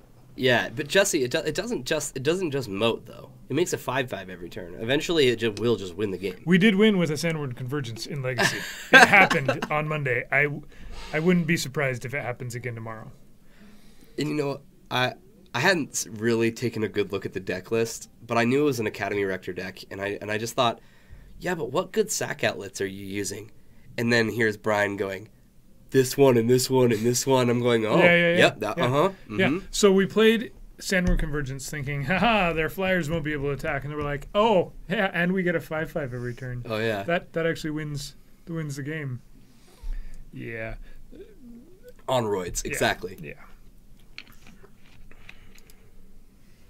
One match left. Looks like maybe some players are sitting down. Mm-hmm. Yeah, Cabal Therapy, so gross. Yeah, they're taking a look at the zombie token. Yep, the zombie's good. Yeah, I left the legacy tokens out there.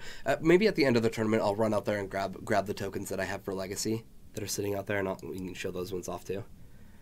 Or I could just tell people, and they can use the link that Jorgensen put in. That one's weird. Sorry.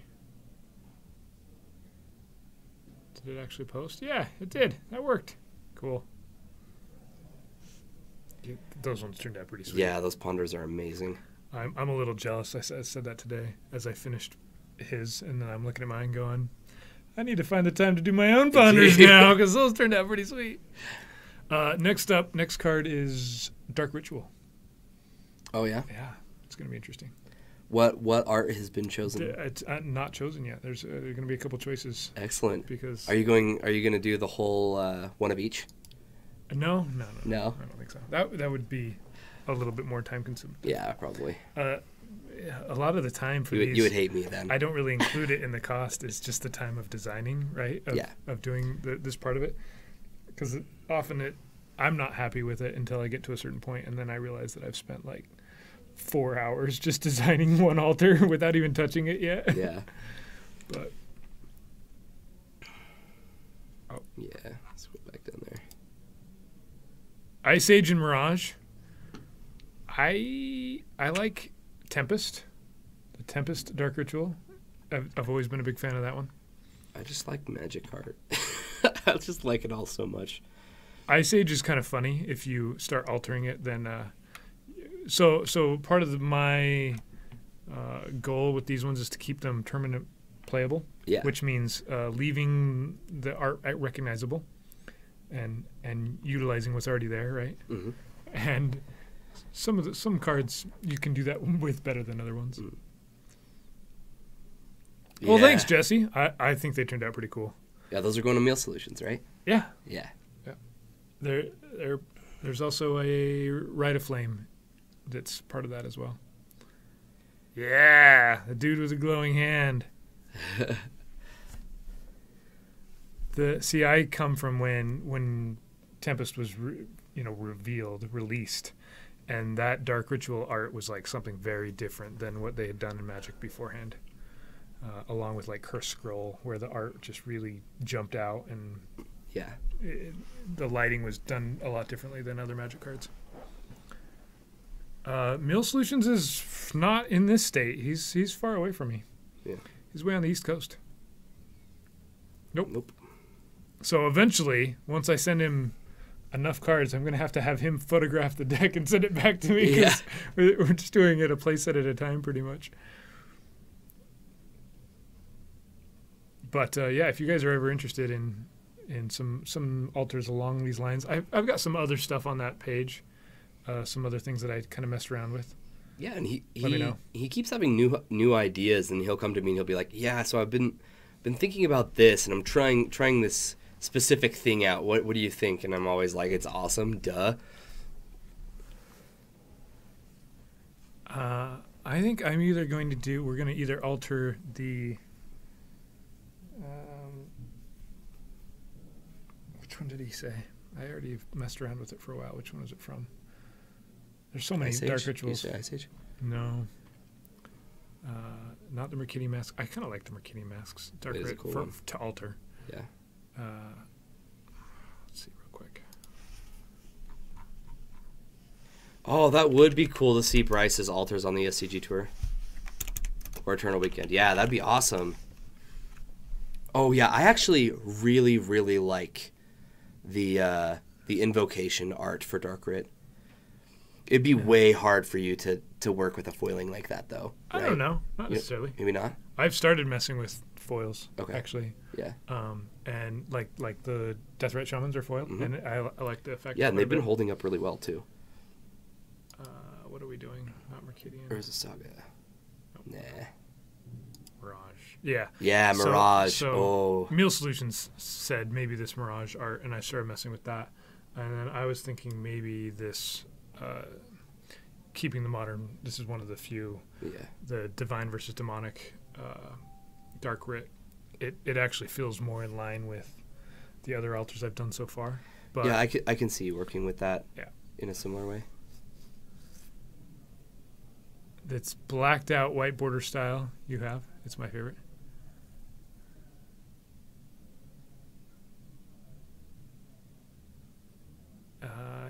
Yes, I did see. Was that your post? I did see that link. That was cool. Look, magic. Guys. Magic's happening. Oh, elves. Yes. So we have Tony on elves. Tony versus Josh. Let's do it.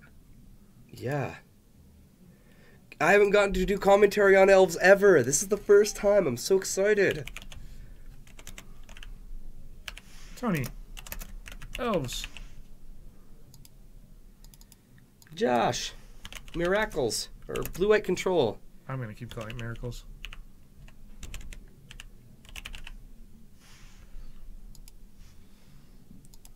Oh, wow. We missed some things. And over on the other side, there's 1,000,000 elemental tokens. Dominic versus now they're gone. Calvin.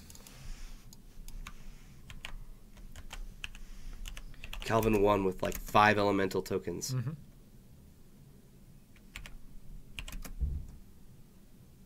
No, he's just on versus Delver. Just reply to him and just say, no worries, thanks.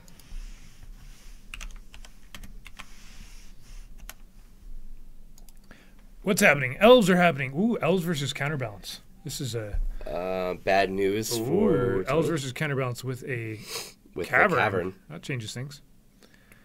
Elvish Druid. Arc Druid, sorry. That's not an Elvish Tony Druid. has this very methodical play style. He kind of goes at this one pace, which isn't game. Yeah, it's actually pretty, impressive. It's kind of fun to watch, actually. Yeah, doesn't matter if it's an intense moment with lots of thought and interaction, or it's just a pace. You can see all of his motions are just very fluid. All right, we got 3 mana floating. We're gonna cast Green Sun Zenith for 2, and he's just got 3. Yeah. Yes, Jesse, this is Tony Kisa.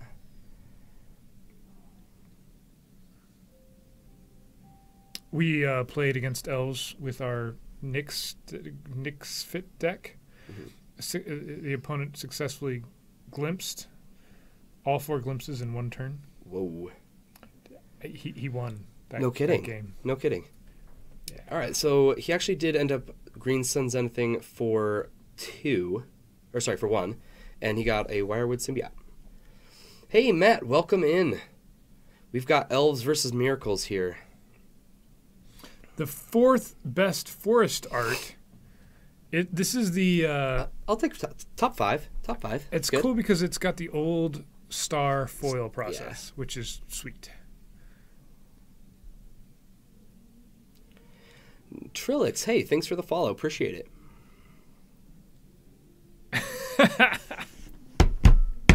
But Being so chill. Nice. Yeah, this is a Terminus deck. They'll probably be able to Terminus. But I have seen some incredibly fast kills by elves. Yep. Sometimes Terminus is too slow. And once you can get a natural order or a glimpse resolved against miracles, the game could just end that turn. Yeah, counterbalance though stymies that pretty effectively, right? Yes. It can anyway. Where, hey, sure, the first elf is protected by Cavern of Souls, but normally you're casting way more than 1 elf a turn when you're comboing off. Yeah, but there's also nothing in the deck that's going to counter a Craterhoof Behemoth. He's going to have to force that. Terminus, off the top. So this is from Portent. Mm-hmm. So he's going to use Wirewood Symbiote to return Nettle Sentinel to his hand. So Terminus took care of 2 elves there. It did. What's up? We're Master of Gorefest. Hey, welcome in. We're nerds today. What? Apparently, Nobody told me. I guess. I mean, or is this Master of Gorefest? Is he informing me now? Uh-huh. Okay. Yeah. I had no idea. This is a Elvish Visionary promo, in case you couldn't tell what it was. Those are their arena promo. I believe so. So it's a Ice Age art in a promo foiling process. They're pretty neat. They're not too expensive if you wanted to buy some yourself. No, I think they're close to like 4 or 5, aren't they? Yeah, somewhere in that range. Yeah. They're Ice Age art, but they're they came out a while after Ice Age. They were around. Are they the ones that actually say arena for their set? I think so. Okay. I can't quite see from here. The only true set Magic is there are some really not good cards in Ice Age. Some cards that you open them up and you go. That was a bold statement, wasn't it? Oh, I played with Ice Age cards, and it was like, this card is so detrimental to me and does absolutely nothing to win me the game. Why am I playing with it?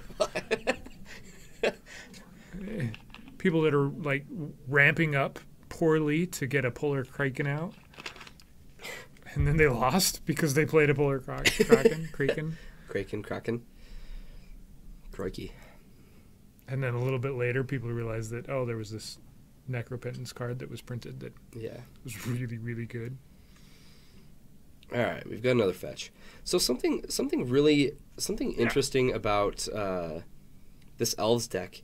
There's not a lot of forests. You would think, hey, this is just a mono green deck, right? But they only play between 2 and 3 basic forests in their deck. Natural Order is getting counterbalanced. No, it's not. Depths, Dark Depths came out way later. When was Dark Depths? What set was it in between? It was Cold. Yeah, when did Cold Snap happen? After Kamigawa and before Time Spiral. That right? sounds right around there. That makes sense. I think it was. Yeah. And it was part of the Ice Age block. Or sorry, after Ravnica, right? No, not after. Yeah, it has to be after Ravnica. I think it was right before the Gideon. Wow. So, that's crazy. Somebody correct me. The Natural Order actually got countered by a counterbalance. Yes. That's rude.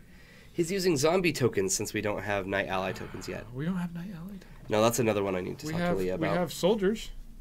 We do have soldiers. Should you have soldiers instead? But they're knights. Yeah, we've talked about this. We have talked about this. They're 2/2s, aren't they? So they're not 1/1 knight soldiers. That's okay. I'm in love with this zombie token, so I'm pretty okay with it. Elf number 2. Awesome. So this is really good for Tony. He's able to say, okay, here's a Nettle Sentinel. Okay, it doesn't get countered. Proceed to flood the board with more little elves. And hopefully that gets the job done. It's really rough when you get to Natural Order and it gets countered off with counterbalance. All knights are soldiers. Not all soldiers are knights. I know, Gideon is just a soldier. Right. He's not even a knight. Right. But if you were a character who could make knights, wouldn't you yourself be a knight? Wouldn't you be a king? Why are we getting back into this? Yeah. I don't know. Yeah. So the fact that Gideon himself is only a soldier, or at least when he goes and fights, he's a soldier. He's like Mandalorian status. So is he supposed to follow the leaders, the knights? No, it doesn't make sense, guys. He's basically average. He can wield a weapon. Congrats. But he's an ally either way. They're all allies. Well, yeah. They're on the same team. You need friends, right? Yeah. The knights. He summons the knights day and night. I'm gonna. What would we do if we didn't have Jorgensen here to let us know the way that it really is? Right. Right. This is important things that we need to talk about. Oh, by the way, where is it? The sheet of paper, the bingo. We talked about knights and soldiers, so we got to cross that one off. Oh, thank goodness. Yeah. Yep. I was so worried. Yeah. I'm winning now. You guys would be living in a fantasy world. I don't know about that. # you're welcome.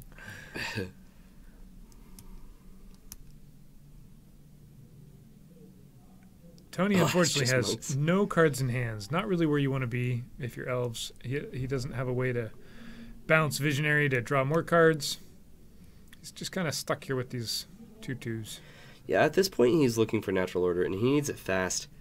And I don't even think that it would get Craterhoof would get there at this moment, because Snapcaster would just come down and be able to Swords the Behemoth or an elf.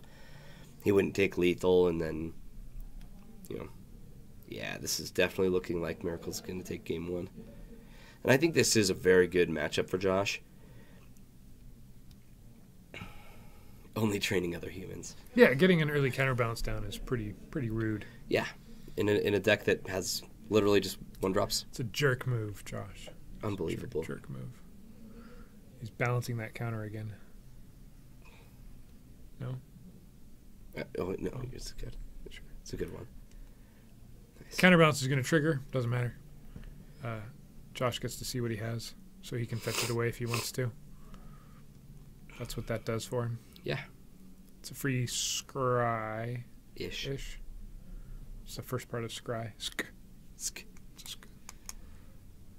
H.C. Fox is over here talking about mentors and monks, and I haven't. With it.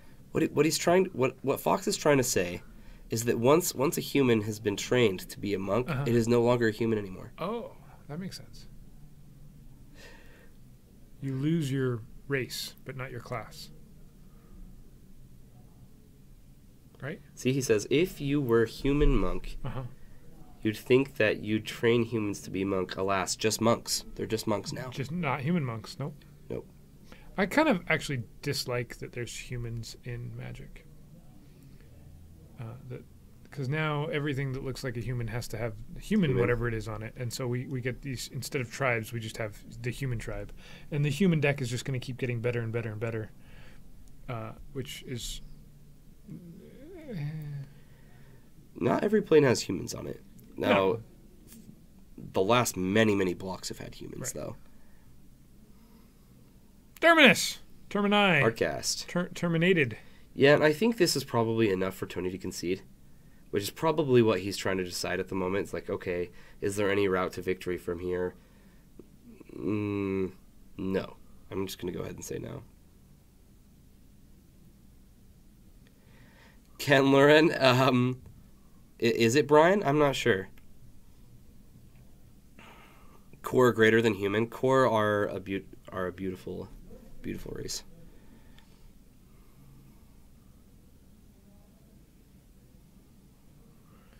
Yeah. How quickly can Josh win this game? Tony's at 9 life. Assassin is the best tribe. They are. He's got a land in hand. One day it will be viable. When we have the assassin block. Everything's just an assassin. They just all. Could you imagine if we quote it? If we could hold our own quotes, for H.C. Fox. There'd be a lot. There'd be so many. Quote 145. Assassin is the best tribe. One day it will be viable. 93 out of 94 assassin tribe control. Josh takes game 1. Our game 2 is shuffling. No, looks like they're about to keep their hands. Ooh. I think Calvin's trying to decide if he wants to keep or not. We'll I, watch. for one, want to see more elemental tokens, so... That's a shiny Delver right there. It is. Calvin's going to mulligan. We're going to see some shuffling. Of course. Yes. Our favorite, the shuffle I phase. got to find my bingo sheet because I was going to... You actually printed off a bingo sheet? Yeah, and in a whole roll, it was watch somebody shuffle. Okay. So I've already bingoed. Perfect. Well, dang, I didn't even have a chance to win, guys. Yeah. This is like the 5th time we've watched shuffling, so...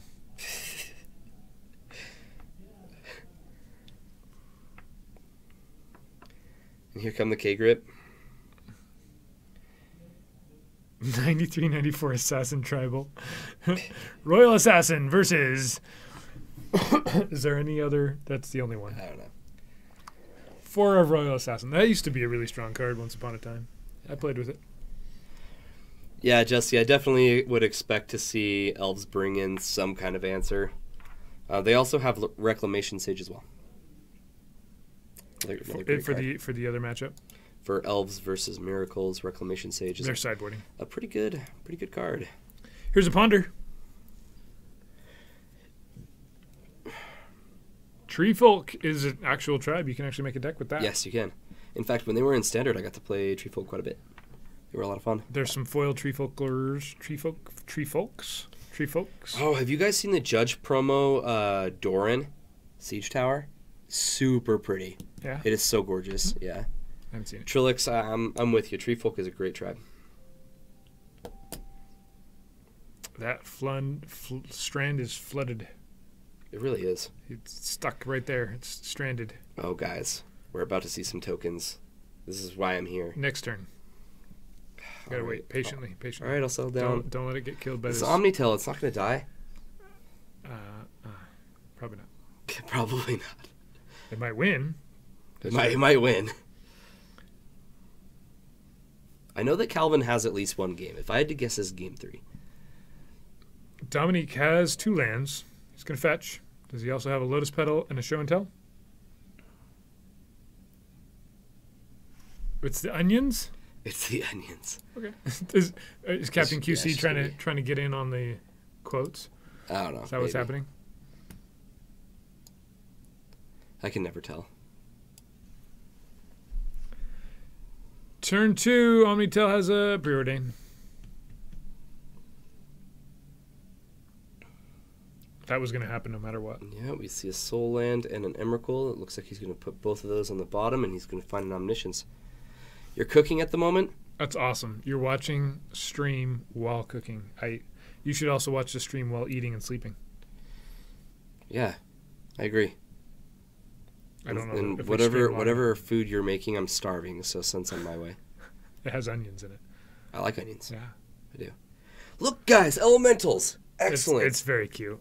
It's a little elemental. He does not have the Omniscience invocation, Tadeb. I'm so sorry. There's a original Judgment foil Cabal Therapy. I'd like some of those myself, but I don't think I can afford them. All right, what do you think he named? Think he named Show and Tell? No, he named Force. Ouch. No? No, he didn't. But he gets to do it again, right? So Cabal Therapy says, I cast you, I get a token, and then for free, you can sacrifice one of your tokens, cast it again, get another token. Mm-hmm. And so he gets to take at least something. Some cards here. Looks like he's going to take Emrakul. Dominique could have chosen to force it the second time, pitching Force or pitching whatever. Could have. Seems like he didn't choose to do that. That was a fast forgiveness, Tadeb. Do you actually gain life when you get attacked by those little elementals because they're so cute? They can't actually hurt you, right? No, they just toast marshmallows. Yeah, like. Do you want some marshmallows? Do you have any chocolate s'mores? He untaps the Cabal Therapy. I'm gonna do this again and again and okay. Attack for 4 puts Dominique down to 12. This game's something's gonna happen here, but we're resolving mulligans in the other game. We'll be with that in Elves versus Miracles, game 2. Yeah. And now we've got a true name Nemesis. And this is this game looks like it's gonna be wrapping up. Nope, we're gonna pitch a Flusterstorm. True name Nemesis. To the Force. It's a false named not Nemesis. Nice. Yeah, that's what I say when I force will my opponent's true names. Yeah. They're always shocked by my wit. There's a Brainstorm. Another elemental. Man, there's 3 of them. I know. When as soon as you start having like 3 little fiery guys roasting marshmallows, it gets a little bit more frightening. It becomes a bonfire. Well, yeah, like at first it's just, oh, that's cute, and then there's 3 of them all surrounding you, and suddenly it's not so cute anymore. They're all holding this little fire and a marshmallow. Then you have to call up your friends and be like, guys, there's more fires, therefore we need more people to hold marshmallows. Mm-hmm. Here we are. Elves says, I've got a symbiote. I've got an insect. That doesn't make sense. Mm-mm. This is elves, not elves and insects. Yeah, what is this? Gosh. We say about like one of the best elves cards. Yeah. It's a fair magic card. Oh, it is such a busted magic card. Snow-covered lands, snow-covered basics definitely are fetchable. Yes, Sir Sethers, they absolutely are. They are basic. So when snow-covered lands were first printed in Ice Age, they were not basic lands. You could only have 4 of them. Interesting. At least that's my understanding. The rules were in a little tiny book, with a little bitty writing, and I may or may not have actually read any of that book. So I could be wrong in this, but I'm pretty sure that changed a few years later Mm-hmm. to allowing snow coverage to be I did not considered know basic that. lands. So that is definitely news to me.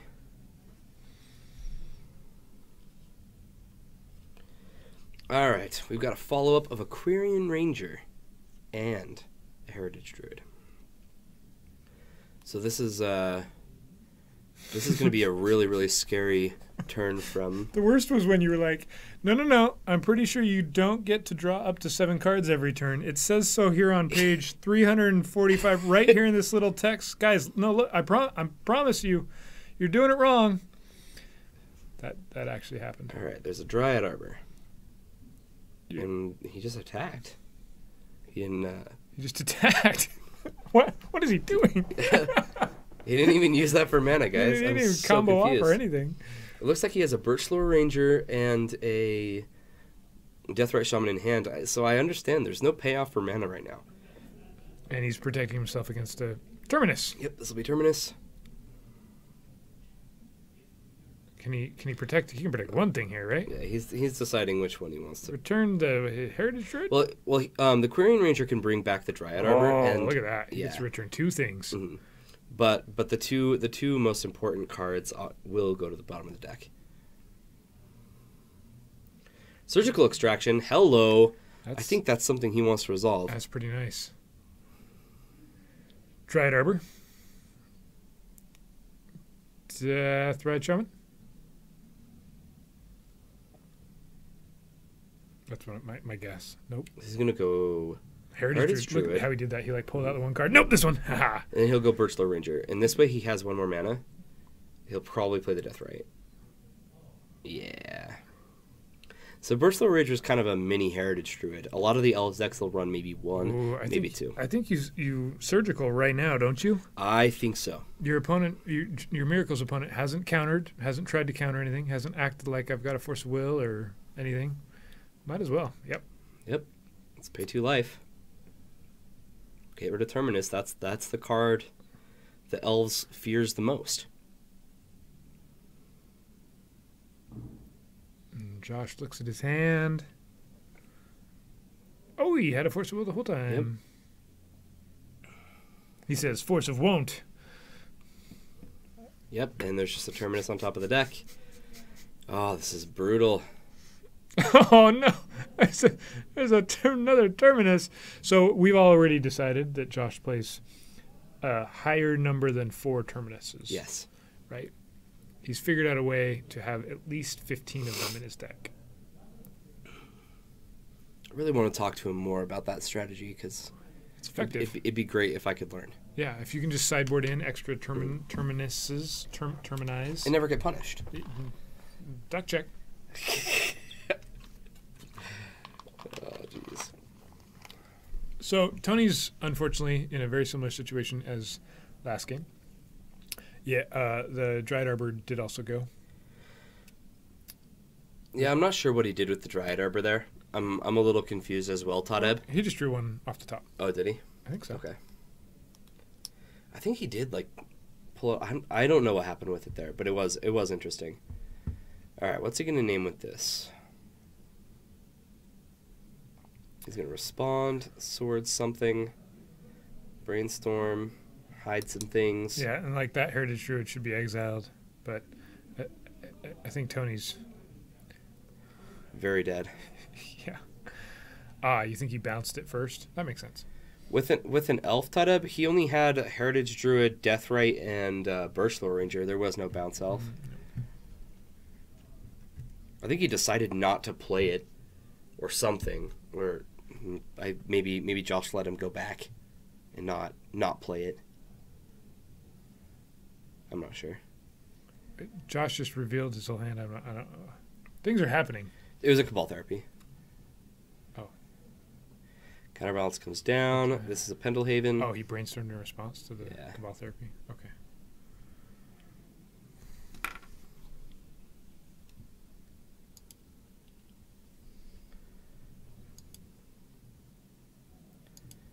And a Vendilion click. Because lions. Whoa. That's not what I went to do. This is what Oh, that wasn't a Pendlehaven. That was a guy's cradle. My bad, guys. When you drew it, kind of looked like a Pendlehaven. These decks usually play like one of them. Jace off the top. All right, Tony's not feeling it. There's the swords. He also plays a high number of Swords to Plowshares. 14 Terminuses and 14 Swords to Plowshares. Yep, it's a good that's deck. important. It's a good deck. The rest are just lands and Jace. And Counterbalance and Click all the other things Ponder that are in the deck. Brainstorm. Yeah, we've seen a few other things. So Josh and I are going to do a Legacy Magic Online stream using this Miracles list. Awesome. I'm not sure when exactly. It's going to be in the next couple weeks here, but Cool. You'll have to let me know, and I'll make sure there's time set for it. I'm gonna pilot it. I'm gonna do the clicking. He's gonna tell me what to do and how Really? to do it. And yeah. Does he not play a lot of MTGO? No. So hopefully I need to brush up on my don't mess up clicking. For anybody who watched me play earlier, I had like 2 brutal misclicks today. Like, I double clicked on keep my hand, or go first into mulligan, and like threw away my 7. I don't know if it's just the mouse. It's really sensitive to your finger. It's some of the clicking though. Some of the placement is just such ridiculous. And then I had that shouldn't be a thing. I also had a Vona, and Vona you can pay 7 life. Okay.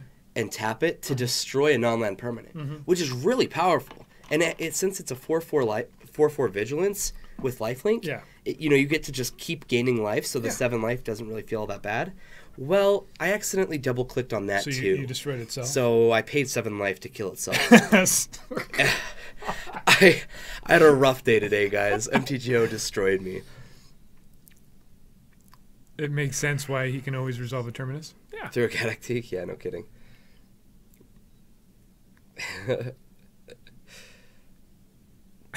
That's awesome, though. I got this bomb. Boom! I killed it and lost 7 life. Yeah, my opponent even said, he's like, so, was that a misclick? And I message him back and I go, yeah, I accidentally double-clicked. There's some silly things like that. Which is funny. I haven't had problems with double-clicking in the past. Maybe today I just wasn't as focused. I don't know. But I deliberately lost both matches because of it, too. So Patrick was, like, upset. Like, a little upset, because we're trying to focus on testing. For the GP, and here I am just laughing. Like, I thought it was like the funniest thing that's why we were losing. It's one of those like this. It happens on Magic Online, and it's like, well, that happened. Move on, deal with it. Yeah. And if you were in paper, it's not even possible to I could not make that mistake. Right? And my friend Matt was in the chat, and he goes, "Don't worry, that happens on MTGO. That would never happen in real life." And I'm like, right, because I'd sit there and go, okay, tap Vona, pay 7 life, target. Close my eyes. Vona. This one. Like, oh shoot! Crap! I hate it when that happens. That's fabulous. It was amazing, guys. You should have been there. We had games that restarted, which was way more fun. Way more fun. Way more fun. So much more. We thought about actually misdirecting a card just to see if the game would restart. Jeff, that's hilarious. How do you mind sharing a quick story or a summarized story of how he's able to cast Terminus through Catactique? I actually think we could step away from this one, see if the other match is still going. You think this one's over? It's been over for a good minute or two. It is. Okay. And I want to see these elemental tokens. Yeah, here we go. As people very well know by now. We're going to call this game 3. I'm going to just claim that right now. No, not like that. Don't hit that button. Here we are.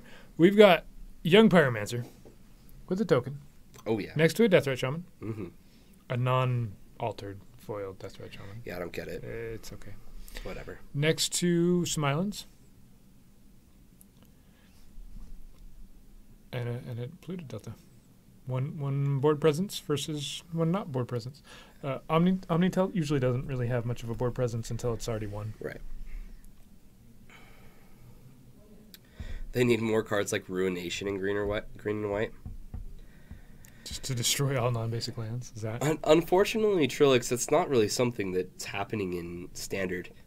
Hate cards are like a dime a dozen at the moment. Like, the best hate card we've seen in Standard recently is this Sorcerer's Spyglass. It's actually, like, quite good. Yeah. But Yeah, we did the Mercadian Masks draft. how's that? My opponent, I was on a black-blue, pretty effective Spell Shaper deck. It was just Mercadian Masks, not Mercadian Mask block, just Mercadian Mask triple. And my opponent played, was it Compost? Or a card just like Compost? Whenever your opponent plays a black or blue spell, you get a 1/1 insect or something like that. It's an enchantment. And he played it main deck, and I'm like, What are you doing? what? Come on. You're killing me. I couldn't cast anything. Luckily, there's a card called Counterspell in Mercadian Mask. So thank goodness. Game 2 and 3, I was are able to survive through it. It wasn't Compost. It was like Compost, though. So, because there's some hate cards in those sets that are real hate cards. They really hurt. We opened none of the value. There isn't much in that set. No.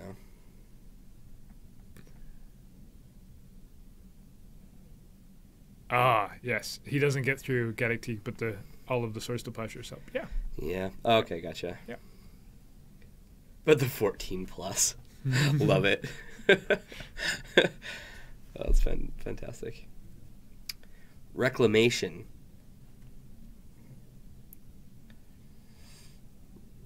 Black creatures can't attack unless their controller sacrifices a land.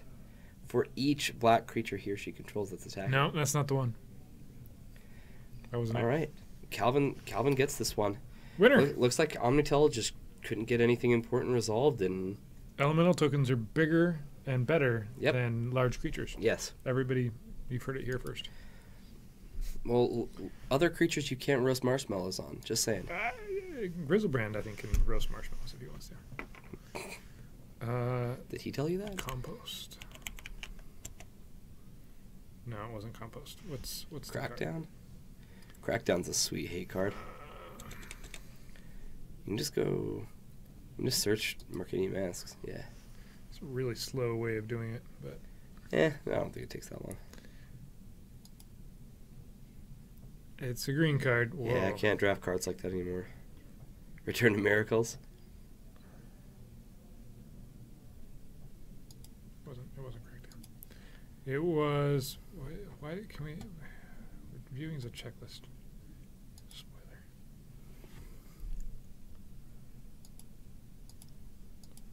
View as cards with scans. Ooh. Real quick, I'll find it.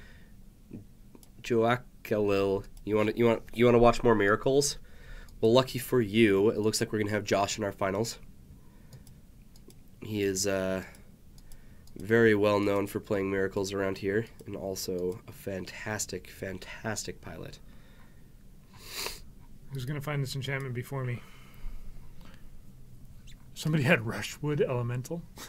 That's not a fair card to see in draft. Trilix, yeah, I'm not saying it's like the best in standard. I'm just saying it's a decent hate card in general. That's what I meant. However, it is decent at naming Scarab God. But there are better things against Scarab God, like exiling it, or Ixalan's Binding, exiling it and making it so they can't cast more. I'd miss it.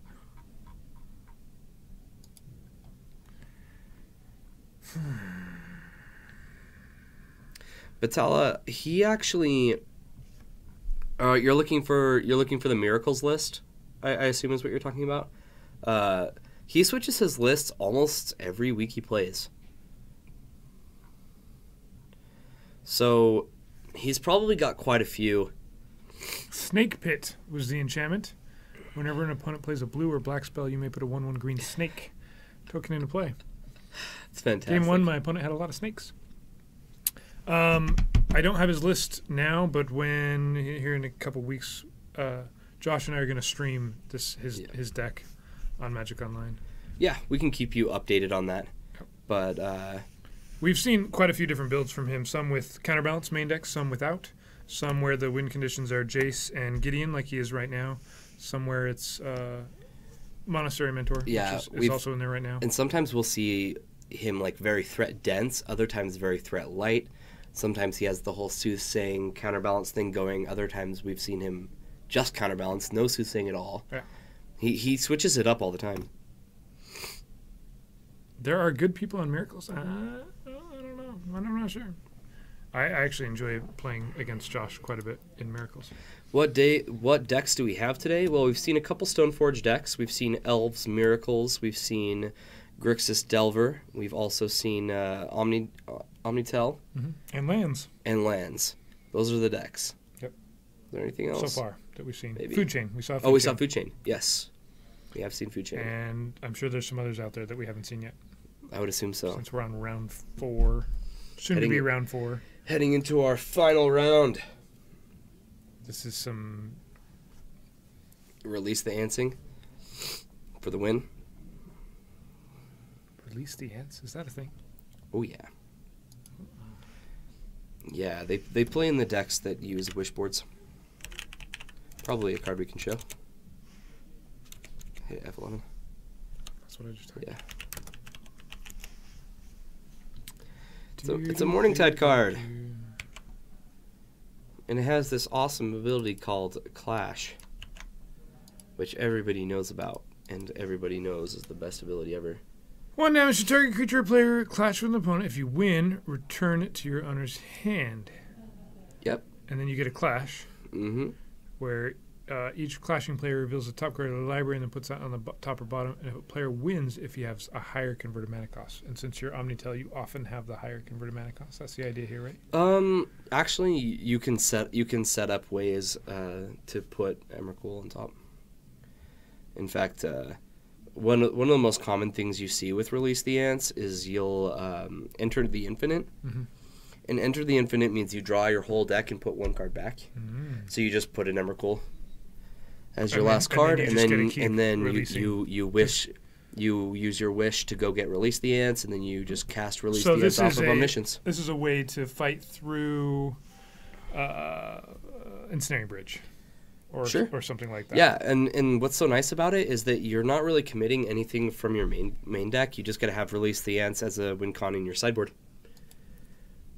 Cunning Wish, it's a card. Yeah, it's very cunning. And there's not a lot of cards that you want to side out from Omnitel, so you get to use a lot of your sideboard slots as wish spots.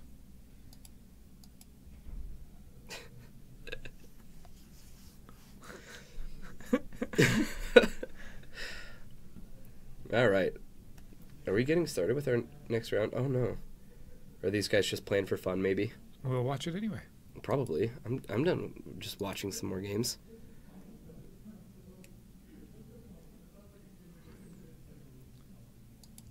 What time is it? How close are we? Got another 10 minutes in this round. We're going to watch these guys play game 4 for fun. 4 or 5 or 6 or who knows how many they've played by now, right?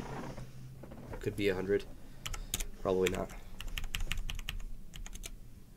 We're probably going to have Calvin versus Josh. That'll be an interesting round 4. Yeah, I think so. Finale for you guys. Nah, sneak players are just people who don't know Legacy and want easy wins. That's Reanimator. I think Reanimator is even more so in that category than Sneak Attack. The Grand Calcutron. Legendary artifact, blue-white. Mm-hmm. When it enters the battlefield, each player's hand becomes a program, which everyone knows what that means, right? Right. Oh, there's some remainder text. An ordered row of revealed cards. Still just, yeah, totally get it. Players can only play with the first card of their program. You can only play the first one. So once you play the first one, then you can play the second one. Does it go, okay. So it kind of goes to the back of the line type thing? No, once you play it, you've played it, and then the next one's the first one in your program. Oh, gotcha. Okay. If a card would be put into a player's hand from anywhere, you reveal it and place it anywhere in the program. So you if you draw a card, you reveal it and you say, oh, I'm going to play this one. I'm going to put this one first or it's last. Whatever. At the beginning of each player's end step, if that player has fewer than 5 cards, he or she draws cards equal to the difference. Whoa. That's interesting. It's a very powerful card. The Grand Calcutron. It's an artifact, but there's a dude on it. It's a guy. It's a... I'm not sure what's happening. He's part of the program, looks like. Or he is. He is the... he makes the program. Maybe. I don't know. Yes, blue-black does not take free wins. The red-black does. That's how it feels Absolutely. sometimes, right? Yeah. I've got the perfect answer to Reanimator. I sideboarded heavily for Reanimator. No, so that's why you play Leyline of the Void instead, because Surgical Extraction can become unplayable. Yep, I have... Leyline does not. I have four ley lines in my sideboard. But it's pretty silly when Surgical Extraction isn't an answer to Reanimator, because they Chancellor the Annex. Now you understand your relationship with miracles, yeah. Omniscience. I know.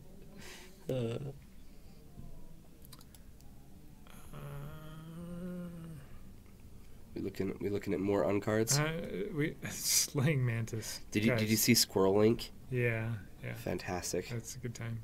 Squirrels. Has to be the most terrifying card I've ever seen in my life. A list of all of the tutorable cards. Whoa, that's a lot of cards that are tutorable. Is this the one that tutors cards with It has to be banned in a constructed format.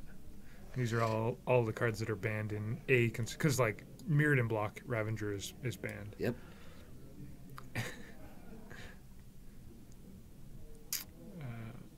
There's.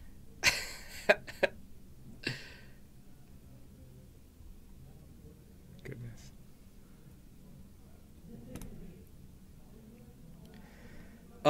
Not every Omnitel. Yeah, most Omnitels are mono blue, but this one definitely has some red in it.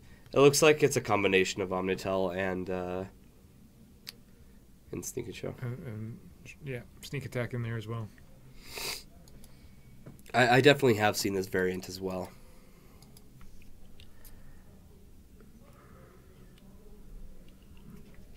Work a double, assemble two contraptions. It's kind of great. There's a guy holding a guy with a hammer on his head, and he's holding a hammer. It's a lot of hammers are happening in that art. We've got some contraptions. I love that all the contraptions like go into each other. Clockwork of Doom. Clock of Doom.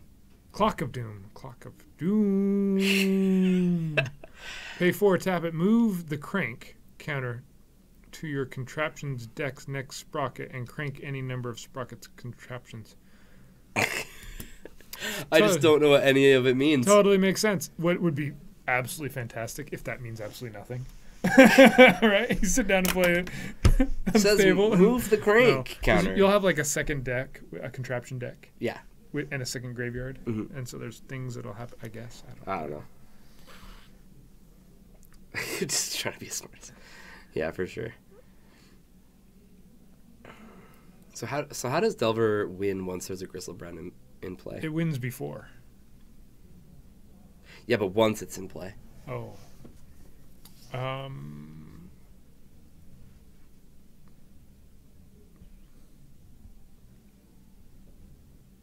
No worries, I believe in you. You got this. So I think I played against Dominique last week, and I'm pretty sure it's been a little while now, because things have happened since a week ago. Right. I think I got into a position where Griselbrand was out, but he was below 7 life, right? And so I was able to actually attack through with a bunch of tokens. So okay. Even if he gained 7 life off blocking, the game was close. I think he actually won that game. So you need to be able to present lethal and lightning bolt one of your own guys so that the life leak doesn't happen. You just need to be able to win before he gets it out, pretty much, right? Yeah. That's how that works. Okay. But the deck is set up to try and prevent that from happening. Right. So I countered a show and tell. He played another one. It's rude, right? That is rude. If you counter the first one, you feel like that should be sufficient. Okay. Looks like we have something happening, right? Looks like it. Calvin versus Paul. Dominique versus Josh. I was wrong. Looks like Dominique won then. Or maybe? Yeah, Dominique did take it. So our finals is going to be Show and Tell, or Omni Show, or Omni Tell. I'm not sure.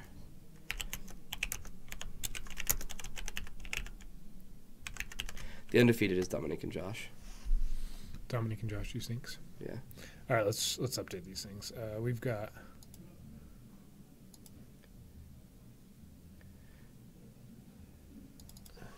Oh, he says Calvin. Interesting.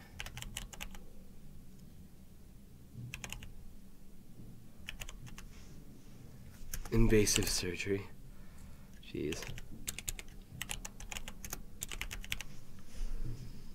All right, Omnitel versus Miracles, and Grixis Delver versus Lands. I say we watch this Omnitel Miracles matchup because I think the Lands Delver matchup's not the most exciting. We can watch. It probably will keep going. Well, it's hard to know which one. Lands can end games very quickly. It can. I happen to know that it's a pretty good matchup though for Lands. All right, let's see what happens. Round 4, fight. Let's see 3, if 2, Josh 1. has a counterspell on time. Ooh, go Miracles! We have a cheering section in the chat. What do you guys think, chat? Who's gonna win this one? Let's get a quick poll, a very unofficial poll. Yeah, it was a cheer with no cheers. Yep. Unbanned top. What do we call that? Striker or something grinder? Right. What yeah. was that? Omnitel, Panda Science is jumping in. Yeah. All right. Voting on the Omnitel. I like it. We've Cool. got a 1-to-1 vote right now. Hey, I hadn't seen you in chat, Panda Science. Welcome in. I'm sure you've been here for a minute, but welcome nonetheless. Everybody likes polls. We don't actually have a poll. We just are. I'm going to keep track here on this on my bingo sheet of paper. It's got it right in front of me. Can we watch Lance? Oh, look, who's going to win this match? The other match. We'll go back and forth. Don't worry about it, Echo. I'm fine with watching. We have watched a little bit of Miracles here. I guess we have. All right. Chat has spoken. We're still going to go between games, but yeah. It's not round 3. Guys. You got smashed by Punishing Fire up in Logan. Well, Panda Science, I'm sorry to hear that, but people who play Punishing Fire are jerks. Yeah. I'm a Punishing Jund player, Panda Science. We got to I understand how good that. Paul's hand. I didn't quite see it all. Here it is again. Gamble, Life of the Loam. Richard and Port. Dark Depths, Richard and Port, and a Fetch Land, Misty Rainforest. That looks like a hand that's going to win the game. That's what that looks like to me, guys. It does. It's versus a Deathrite Shaman, though, so there's a chance that that Loam will not get to keep loaming. Panda Science, normally I would say that is the most awesome thing ever, but I'm going to be in Portland this weekend, which means I won't get to see you. Echo, you're absolutely right. Lands is really quite fun to watch. We end up seeing it quite a bit. We do. Here at our store. Yeah, Paul does consistently well. Hey, look, it's Loam again. And he's recently changed his list a little bit, so I'm not exactly familiar with all of his lines now. It's a little different than what I've been used to seeing. Here's a gamble.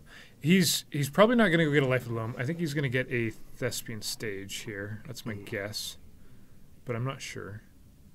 I'm not sure either. Well, Panda Science, it's not. Just keep in mind, it's not that I'm upset that you're coming here. I'm actually super psyched to have you, but what I'm upset about is that I won't be here to hang out. Exploration, you think is the pick for a gamble? Interesting. Let's see. Did you see it, or are you guessing? Are you? It is Rashadenport. That's not what he gambled for. Let's see if we can see if we can see what he picked here. I see a crop rotation. He gambled for Tabernacle. I see a Tabernacle. Yeah. He drew crop rotation. I think there's another gamble in hand. A turn 2 Tabernacle is fine against Grixis Delver, right?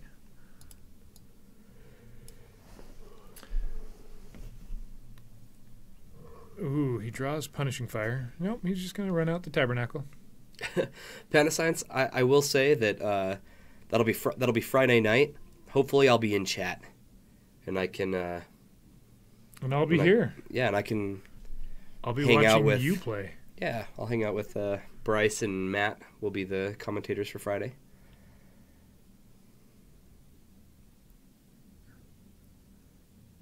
All right. So now Calvin has to decide whether he keeps the...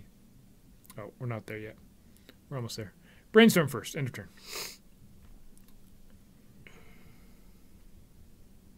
And you can see he's got a Delver in hand, and I don't know what else.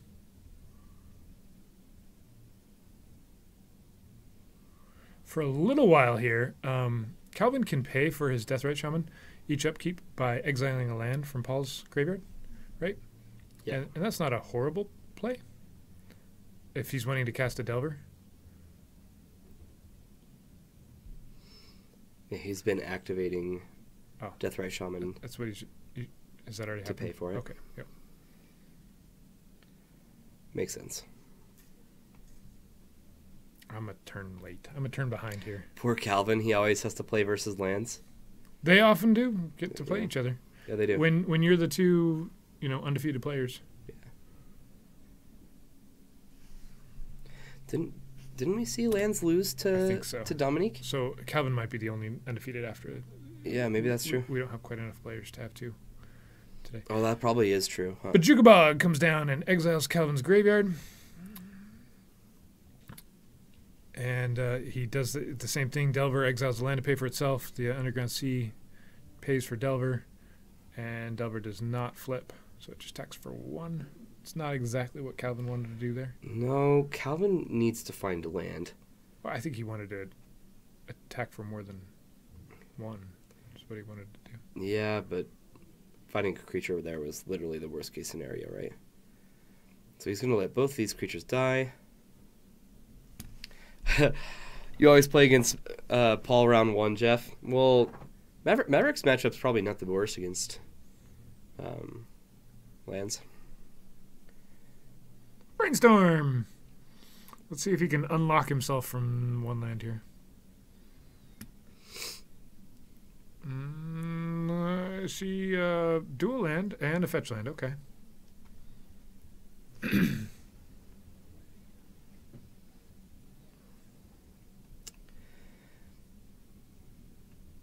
So Echo must play at our store. He knows that Calvin always has to play against lands. Mm-hmm. But I'm not aware of who that is. Connecting the names of people to faces is already hard for me, and now I have to get like screen names as well. It's a good challenge. It's a mess. The Tabernacle successfully slowed Calvin down significantly here. He's putting down a second Deathrite Shaman with another land to be able to pay for it. And this is brutal. Ghost Quarter. Yeah. Paul knows that Calvin doesn't have a basic in his deck. Probably not.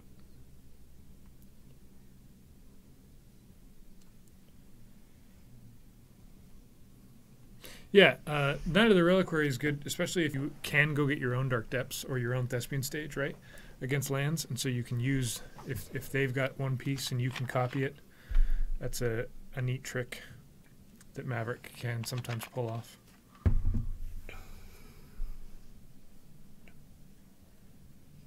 You don't go get your own Dark Depths. You get your stage. You guys know what I mean. Fetch the forest, says Echo. Always fetch the forest.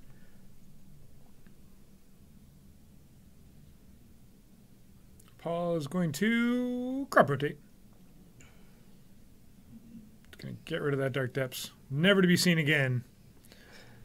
Said no lone player ever. Yeah. He gets a Grove of the Burnwills, which happens to do this really neat thing. It gains him life, gains your opponent life. I don't know why you'd want to do that. There's no way it's because of Punishing Fire. Oh, look, Punishing Fire. Weird.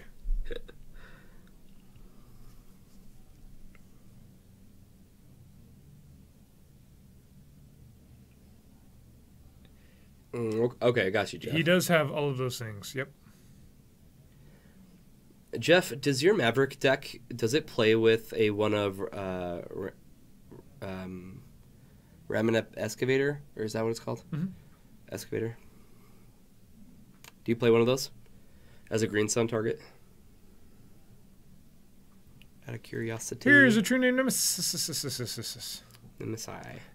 I guess this is a clock. It's not a very good one. But it can't get mazed, which is nice.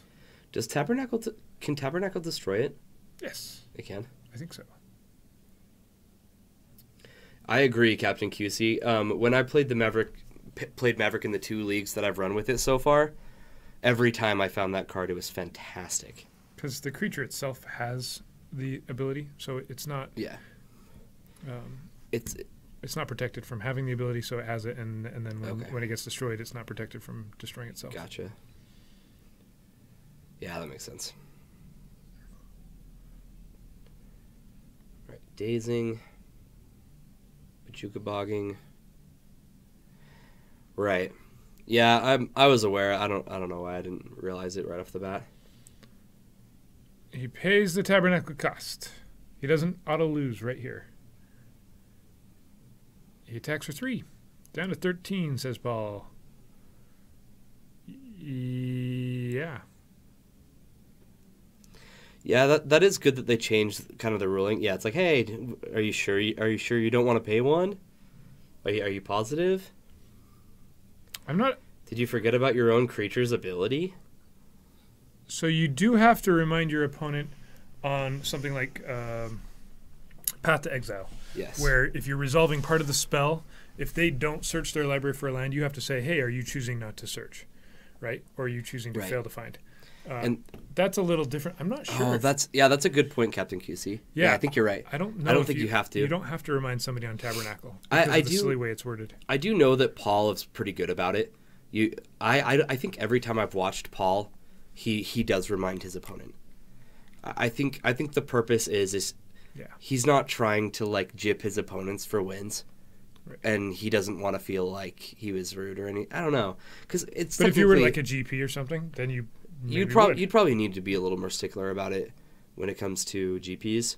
But in a setting like this, Paul's really, really good about it. He'll always say, don't forget about the Tabernacle trigger. He just wants people to be able to play the game, which I think is awesome. Which card are you asking about? Tabernacle? Trilix, it's Tabernacle of Pendle Vale. We can pull it up for you.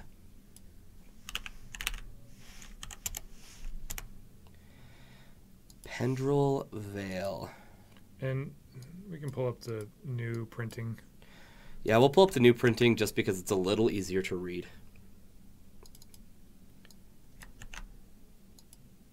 With the Oracle text on it. I don't know why we got... Another weird thing about... oh, that's weird. It's not showing the name. Move it down a little bit and, pull that up. There you go. Another interesting fact about Tabernacle is it's not a sacrifice effect. It's a destroy effect. So a lot of times the win con for lands is to be able to make a Merit Lage token. Yep. Merit Lage is indestructible, and it cannot be destroyed. So you don't need to pay the 1 to keep your Merit Lage around. Which usually doesn't matter. Yeah. They usually can pay the 1. They just choose not to, just to rub it in your face. So here's a Glacial Chasm, which is preventing some damage from True Name Nemesis for a minute. He still loses 2 life a turn. Well, it's more than that, right? That's not how that works. I know, Echo. We've been trying to get Captain QC to come and hang out with us, but he loses more than 2 life a turn if he keeps it going for a little while. A cumulative upkeep of 2 life, so it's 2 life the first time, 4 life the second time. So that's what's happened here. But with Loam, you can just keep letting it die, and then you can loam it back and play it again. Right. Mm-hmm. And you never even have to pay an upkeep. Nope. It's a fair thing. Yep. And in the meantime, he can set up making a 2020.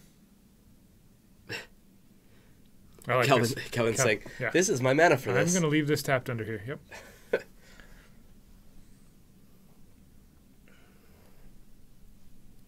Yeah, exactly. He did pay it once.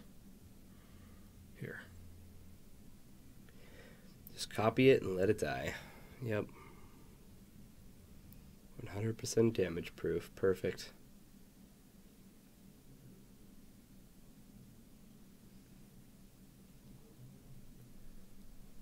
And it looks like Calvin is empty-handed.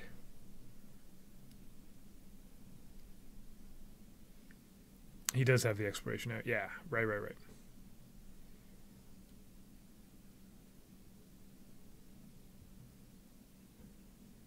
When Glacial is destroyed, will he return with loam with all counters? No, it's a new Glacial Chasm at that point, so it wouldn't have any counters. Upkeep would just be the 2 life the first time. Yeah. Yeah, you need an exploration or a mana bond as well. Yeah, makes sense. All right, here we're copying Dark Depths. 2020 is being made. It's safe to do so. His upkeep, he's not paying the upkeep. Loam is being loamed. It's being dredged. And it doesn't even get to the combat step. Calvin says, I'm dead.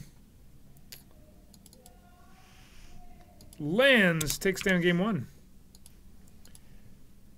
I can move that over here. Thought he was playing with his food. Yeah, that makes sense. Here's our other match, game 2. Let's see, we're on... Depending on what's happened, Josh maybe won game 1. It's hard to tell sometimes when we're just to this point. No. Yeah, it depends, but this is a third land from Josh before Dominique so maybe has made one. Right. I was waiting for the third land to be seen there. Let's see what happens here. It looks like Dominique had 3 mana turn 2. Is that a probe? We'll see how this plays out. Yeah, guys, I'm not sure what happened with game 1 on this one, but this is definitely not game 1. Yeah, game 2 of a different match. Game 2. We have 2 matches next to each other. We have kind of this backup match. We'll jump back to lands. Game 2 of lands as soon as they are finished shuffling and mulliganing, or sideboarding and mulliganing. All right, Josh goes and gets an island. So this is a blue-white control list with counterbalance main deck. He's going to run out of Vendilion Click here.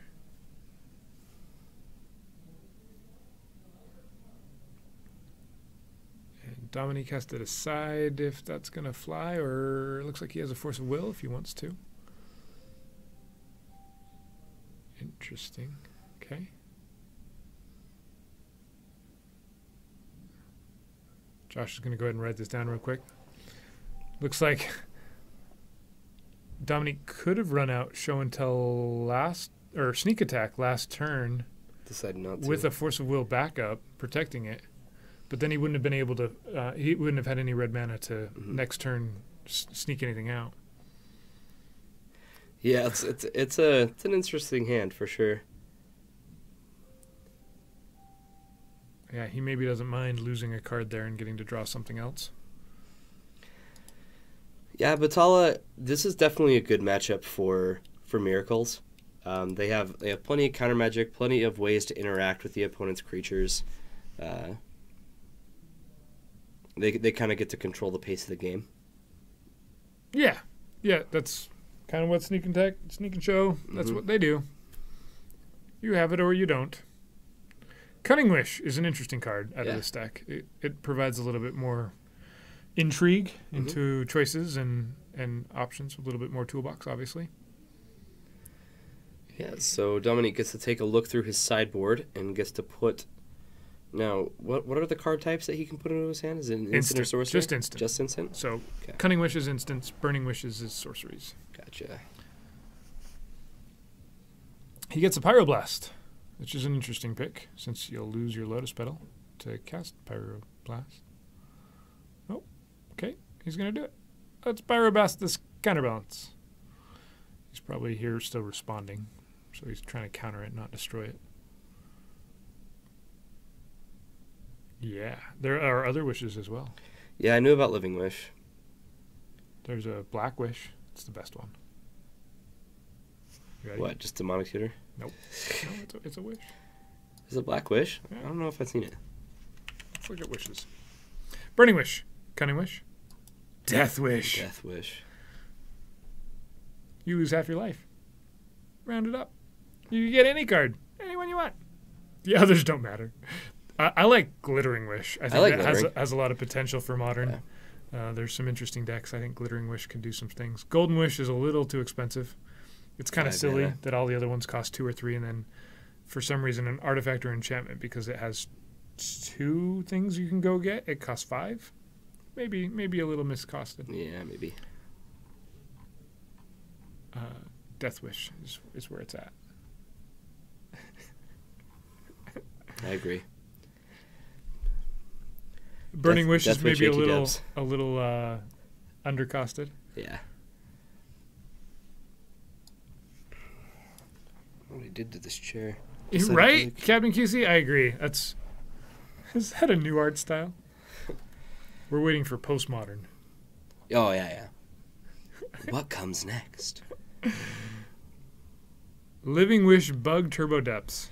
Echo, we actually have a deck here at the store for our Magic Online. It is a Turbo Depths deck that is a Living Wish deck. It's just black green though. It's just black green. Yep. Yeah. It does not have blue. We've played it on Magic Online a couple times. Have you? Yeah. I haven't gotten to play it yet. I'm pretty excited. There's interesting lines of thought trying to figure out. I had some fun ones where we had to crop rotate a card away to get this card to do this thing to get it, where you have to really think through the lines that aren't implicitly clear. Is it the Eternal Weekend one? It might be Echo. I'm not sure. I'm not the one who put it together. We were gonna jump back over to this. Oh, yeah. Sorry. Here we go. Oh, sweet. We're just getting started. Right in time. Right on time. This is an interesting So setup. we've seen Roshanport get Wastelanded. We've also seen a Deathrite Shaman and a Delver. Perfect. Just what you want. This is the last round tonight. We're just doing these 4 rounds. Yeah, it didn't look like we had any D&T. Nope. For some reason, there's a couple Commander players out there tonight. Yeah. There's like 8 players playing Commander, which often doesn't happen on Tuesdays. That's weird. And so maybe because of that, fewer players are playing Legacy, which is... We missed the shuffling. You're the worst. We did that perfectly. Just like I said. Yeah. Riot. Where's the death and taxes? Guys, if you guys want to watch shuffling, I'm sure you have cards at your house. You can watch yourself.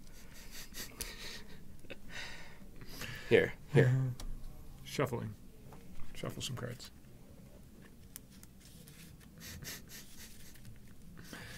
Happy? He's shuffling tokens. Now you got to organize them all. No, I took all the same one. Just the insects. Shuffling insects is the worst. What were you thinking? I don't want to talk about it. All right. Wooded Foothills goes and find a... Oh, we have a fetch in response. Not really, though, because he already started searching. Some Death and Taxes. Do it. Cool. I really like the Death and Taxes deck. It's cool.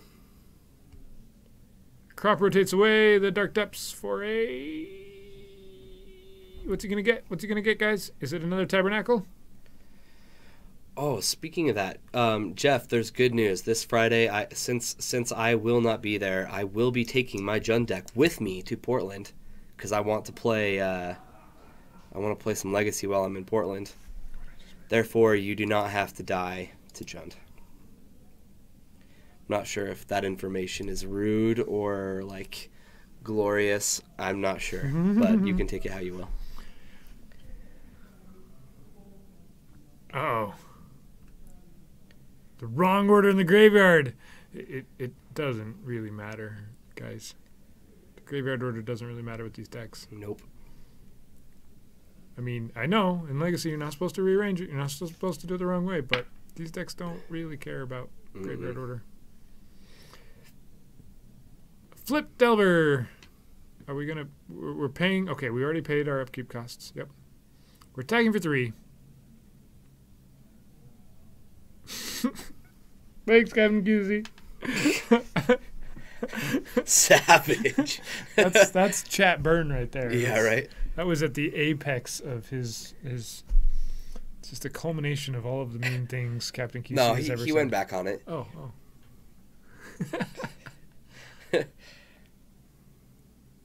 Can we have somebody play Doomsday on stream? Oh, Echo! I know the perfect person that would play Doomsday. His name is Matt. He'll be commentating on Friday, but he would love to play some Doomsday. Pull out their Microsoft Office spreadsheet mid-match. Doomsday versus Pox. Admiral No Beard. I own Pox. I could bring that. We're halfway there. I could bring that. Oh, Delver's not dead yet. Hold on. We're not there yet. Wait for it. He's got enough lands that he can pay costs.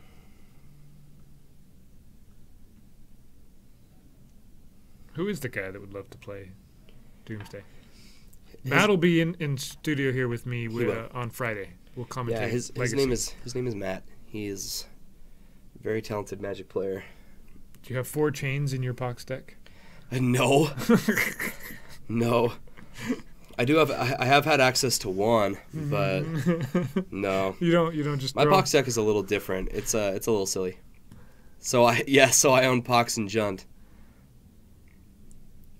Actually, Captain QC, that's a funny thing that you just brought up, because in the last week or so, I've invested. I bought an Underground Sea and I bought a Volcanic Island. Ooh.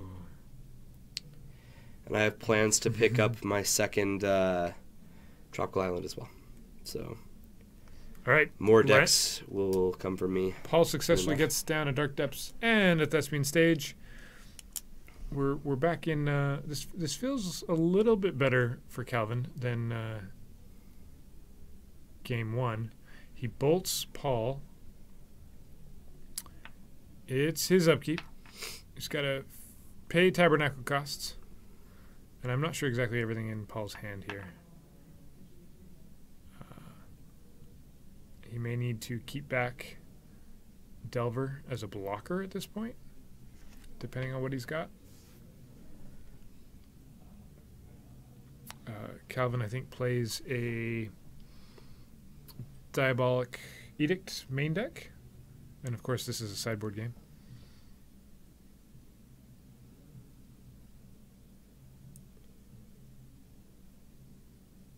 So he's going to do some math here. Okay, so normally, if you weren't looking at a looming 2020, you'd be able to attack here, put Paul at 4, also Deathrite Shaman away something for 2 damage, and then just win on the next upkeep.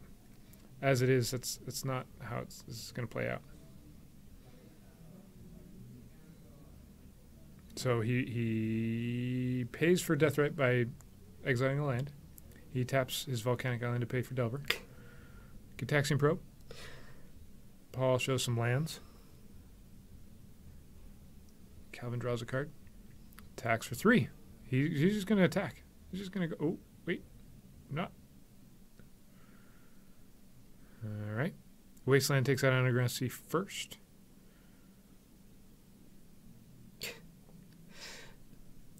What? There are 4 chains? Echo says, that's 2 chains, right? Twice.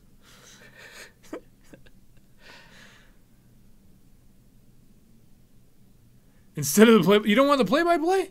Let's look at the sideboard here. I don't have his sideboard. No, we don't. Nope. I don't know it. I don't know exactly what it is. We get to see it here in a moment now. Looks like a couple of Ancient Grudges, or I think that's what they are. How do I feel about him keeping his bolts in versus land? I guess it depends on what cards he can bring in. Bolt would have won him game 1 had he had it. Yeah. And that's not usually a reason to keep it in right there, but it's often a reason why players do keep in a card like that. I think it's important in a matchup like this to be able to put your opponent on a clock. And any way you can speed up that clock is usually pretty good. I understand that Bolt doesn't really do anything as far as a removal spell, but it does put pressure on your opponent, and it does make each creature a little more lethal. in the past, I've kept bolts in matches out like this, and I've been rewarded multiple times. You never see this deck list, the Grixis Delver deck list.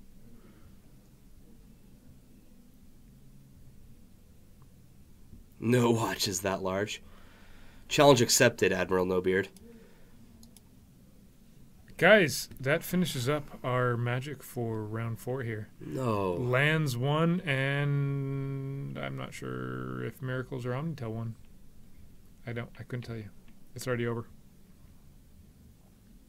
Yeah, I don't remember if I keep in Bolt versus I play a similar-ish list to Calvin, or have played similar list, and I think I leave them in. I'd probably shave on one or two, but I don't mind having a couple. And it is largely to do with what Echo just mentioned, and that's being able to deal with Tracker. Oh yeah, absolutely. And like for a little while, I was running with Snapcaster Mage, and then that's a little different thing too. But I love it when they leave in Bolt. Yeah, that makes sense. It's just a matter of which cards you're choosing to take out. I mean, it's already a really favorable matchup for lands. So seeing. I mean, they play Delver, and you're like, great. You know, They play Deathrite Shaman, and you're like, okay, that one's actually kind of good. I just made popcorn. Thanks for sharing, Jeff. Fabulous. Appreciate that. I kind of want some popcorn. You gotta draw an edict. Right, draw right, Bolt. Exactly. Yeah. And that's how most of the deck feels against lands, though. Yep. So is Bolt really all that different than a lot of the other cards? Right. I don't know. Right. It's an easy cut. It is an easy cut. Yeah. And it's super buttery. Is it super buttery? How buttery is the popcorn? Yeah. Yep. All right, guys. So what are we going to have? Tomorrow I will be here 10 a.m. Mountain Time for some... We're going to play this... Nyx Fit. Legacy Nyx Fit. Nyx Fit deck where we're going to go find enchantments. Academy Rector. It's going to be fun. Dot deck. We'll play a Magic Online League with that. Stream that if you guys want to join us. Cool. And then I'll be back here Friday night for some more Legacy Paper Magic, more like this. It'll be 3 rounds, but yeah. that's the main difference. Yeah. And I will not be here. I'll be in Portland, so we'll have Matt here. You'll be Portlanding. And are you going to be streaming from Portland at all? I will be doing 1 to 2 streams, I believe, probably later at night streams, and they'll be standard testing for Portland. So we do have a Dovescape. Yes, there is Dovescape. Uh-huh. And we often had Dovescape in our hand yesterday and didn't want to play it. Weird. Even though we could. Because that would have meant our opponent would get birds and we didn't have the other half of the combo set up. So there's some interesting choices to be made, which is fun. It's fun when you get to a spot where you're like, which kill card do I want to kill with? Which win condition should I win with? Yeah. So we'll do that with a little bit better tuned list. Brian just kind of found one. Yeah. And we were sent some a little bit better choices. Yeah, and another thing is since we have started doing MTGO streams, we do want to do stipulations. So Brian has said $5 donation or a sub, and you can give us a list. And we're gonna play it. There are a couple lists that are really expensive because of X number of certain cards. Yes. So there's maybe a caveat to some of those. Yes, there are. Right. Yeah, don't give us some ridiculously expensive list. Yeah. It's within reason type thing. Because there's certain cards that are just kind of sillily priced online. Yeah, we were given a list that had like Mox Diamonds, and they're just like really expensive. It's something that we're going to get to, but... maybe not right away. Yeah. Captain QC, I will see you tomorrow. You can tell us all the things we're doing wrong. It'll be great fun. Yeah, it'll be great. Yeah. Perfect. For sure. Okay. Thanks for joining us, guys. You all have a wonderful evening. Yeah. Thank you so much. And hail heroes.